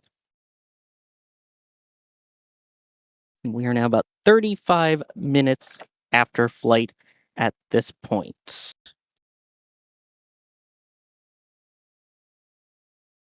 By the way, that smoke that you see coming from 39A, that is totally normal. That is what they usually do of any of the remaining TTEB. They burn that off. That's the triethyl aluminum triethylborane that they use to help ignite the engines. There's always some extra after, and given the fact that it is basically an igniter for those engines, of course, you're going to see a little bit of fire coming as they burn off the remnants of it. And again, it's just a way of continuing to make the pad safe so that teams can go out there and inspect it afterwards. And probably more importantly to SpaceX, go back to working on the Starship side of 39A, because all of that has to pause when they are doing these Falcon operations. Speaking of those pictures we were talking about, I have a couple to share with you guys. This is one of the launch itself. Gorgeous reflection in the water today. I mean, the lighting was perfect. Not having the wind really helped with the reflection in that. And it was just, again, except for that one cloud, the liftoff portion itself was beautifully clear. And then this next one I find kind of cool. Let's see, there we go. Take a look at the streak shot here. So this was a 45-second exposure that I did with an ND filter on it. Look at the wiggle in that frame. It's not straight up. You see it go wiggling left, right a little bit, and then you can see where it starts to do the roll with that hook up near that wispy cloud in the middle. I just thought that was really cool to look at and going, wait a minute, that looks pretty wibbly-wobbly, timey-wimey, but obviously Falcon Heavy did its thing and made it into space. But yeah, that was really cool. I don't know if I could tell you exactly why that happened, but I'm sure, again, our falconologists apparently would be able to explain it a bit more. Farcidius with a $5 super chat saying, thanks for the launch coverage. Appreciate the commentary on the mission. Our absolute pleasure. I mean, Max, I don't know about you, but I don't think there's anywhere else I'd rather be at 10, what was it, 10:16 or 10:13 a.m. on a Wednesday? No, I mean, I think, especially just given how insane April was, I mean, this place feels like certainly at least my second home with how often I'm here. And I mean, what a second home to have, right? I mean, this is a one-of-a-kind facility here in the U.S. And even though there are other Space Force facilities that support spaceflight operations, none are quite like the combo of the Cape Canaveral Space Force Station and the Kennedy Space Center alike. Absolute treat. Wonderful time to be out here. And April has both seemingly gone by in a blink, and also it seems like it's taken its sweet time. But we have been insanely busy here. But these are the good kinds of busy and the good kinds of problems you want to have. Yeah, this is expected to be the final launch of April, which, a reminder, the first launch of April from the Cape was Artemis 2. Yep. What a month. I mean, we begin with SLS and Artemis 2. We have an Atlas. We have two Atlas 5s in there. No, one Atlas 5. Sorry, we have one Atlas 5 in there, and then we have we have two Atlas 5s in there, didn't we? We had two. Yeah, it was. Yes, it was two. The other one was Atlas just 5s. after Artemis. We had two Atlas 5s. We had New Glenn, and we had Falcon Heavy.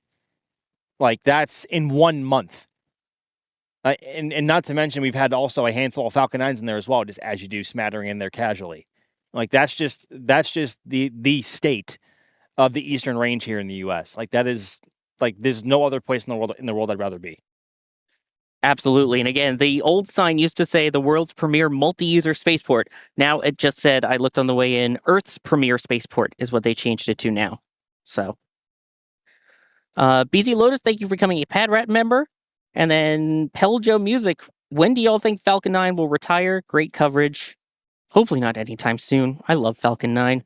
Well, I'm on record as saying, like, it'll be probably like 10 years. Given the events that we've seen already this year, I don't think it's going to be that. I think it's going to be closer to like 3 or 4, to be honest with you. It might be longer than that for Falcon Heavy, given how unique Falcon Heavy is in terms of how much it can carry and where it can carry it. But that'll also greatly depend on where Starship is in terms of operational readiness for specialized payloads. So Falcon 9 may be gone before the decade's out, as weird as it is to say. Very strange. Well, if you want more Falcon in the meantime, at least, we have another one here Friday from the Cape over at Slick 40 with a Starlink launch.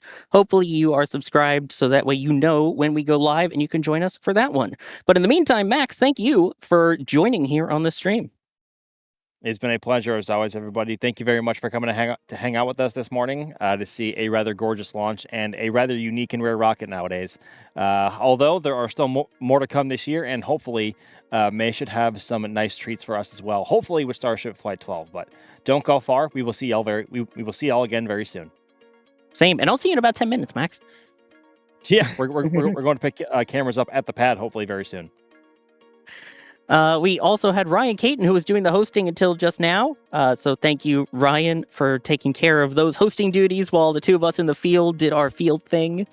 We also had D-Wise out in the field, and that means that we have a D-Wise slow motion set to come. And we also had a slow motion from Jerry Wise that is over on the socials, if you haven't seen that already, who was also out in the field. Jerry Pike. Sorry, D-Wise and Jerry Pike. I mean, Jerry can be wise, so I'll give him that. If only we had info cards that actually had their name on it. Oh, wait, we do. Jay Keegan is the one pushing the buttons, pulling the levers, and trying to help me not lose my mind. I am Sawyer Rosenstein. I have been your host for this latter portion here, and also your field commentator for this Falcon Heavy launch. Thank you so much, everybody, for joining. Again, socials will have all of those awesome photos and videos. We have the next launch coming up on Friday. And we also have our Raptor sides to look forward to later in the week. So we will see you all for the next one.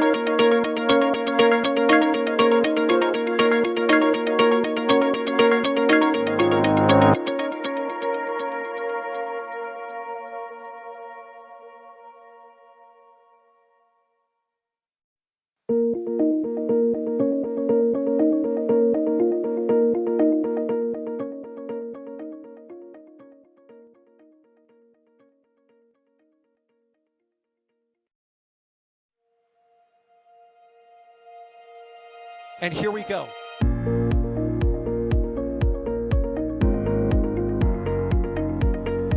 There's the deluge. Here's ignition. Doubling up. Did it just do a Kerbal? Back to the moon and beyond. Put that in the big bag, Jingle. Back at home, we all have a lot of work to do, but from here, it sure looks like a perfect world. Propulsion continues to be normal. We did have an observation. 343 unfolds to go. It's orange. Water towers can fly!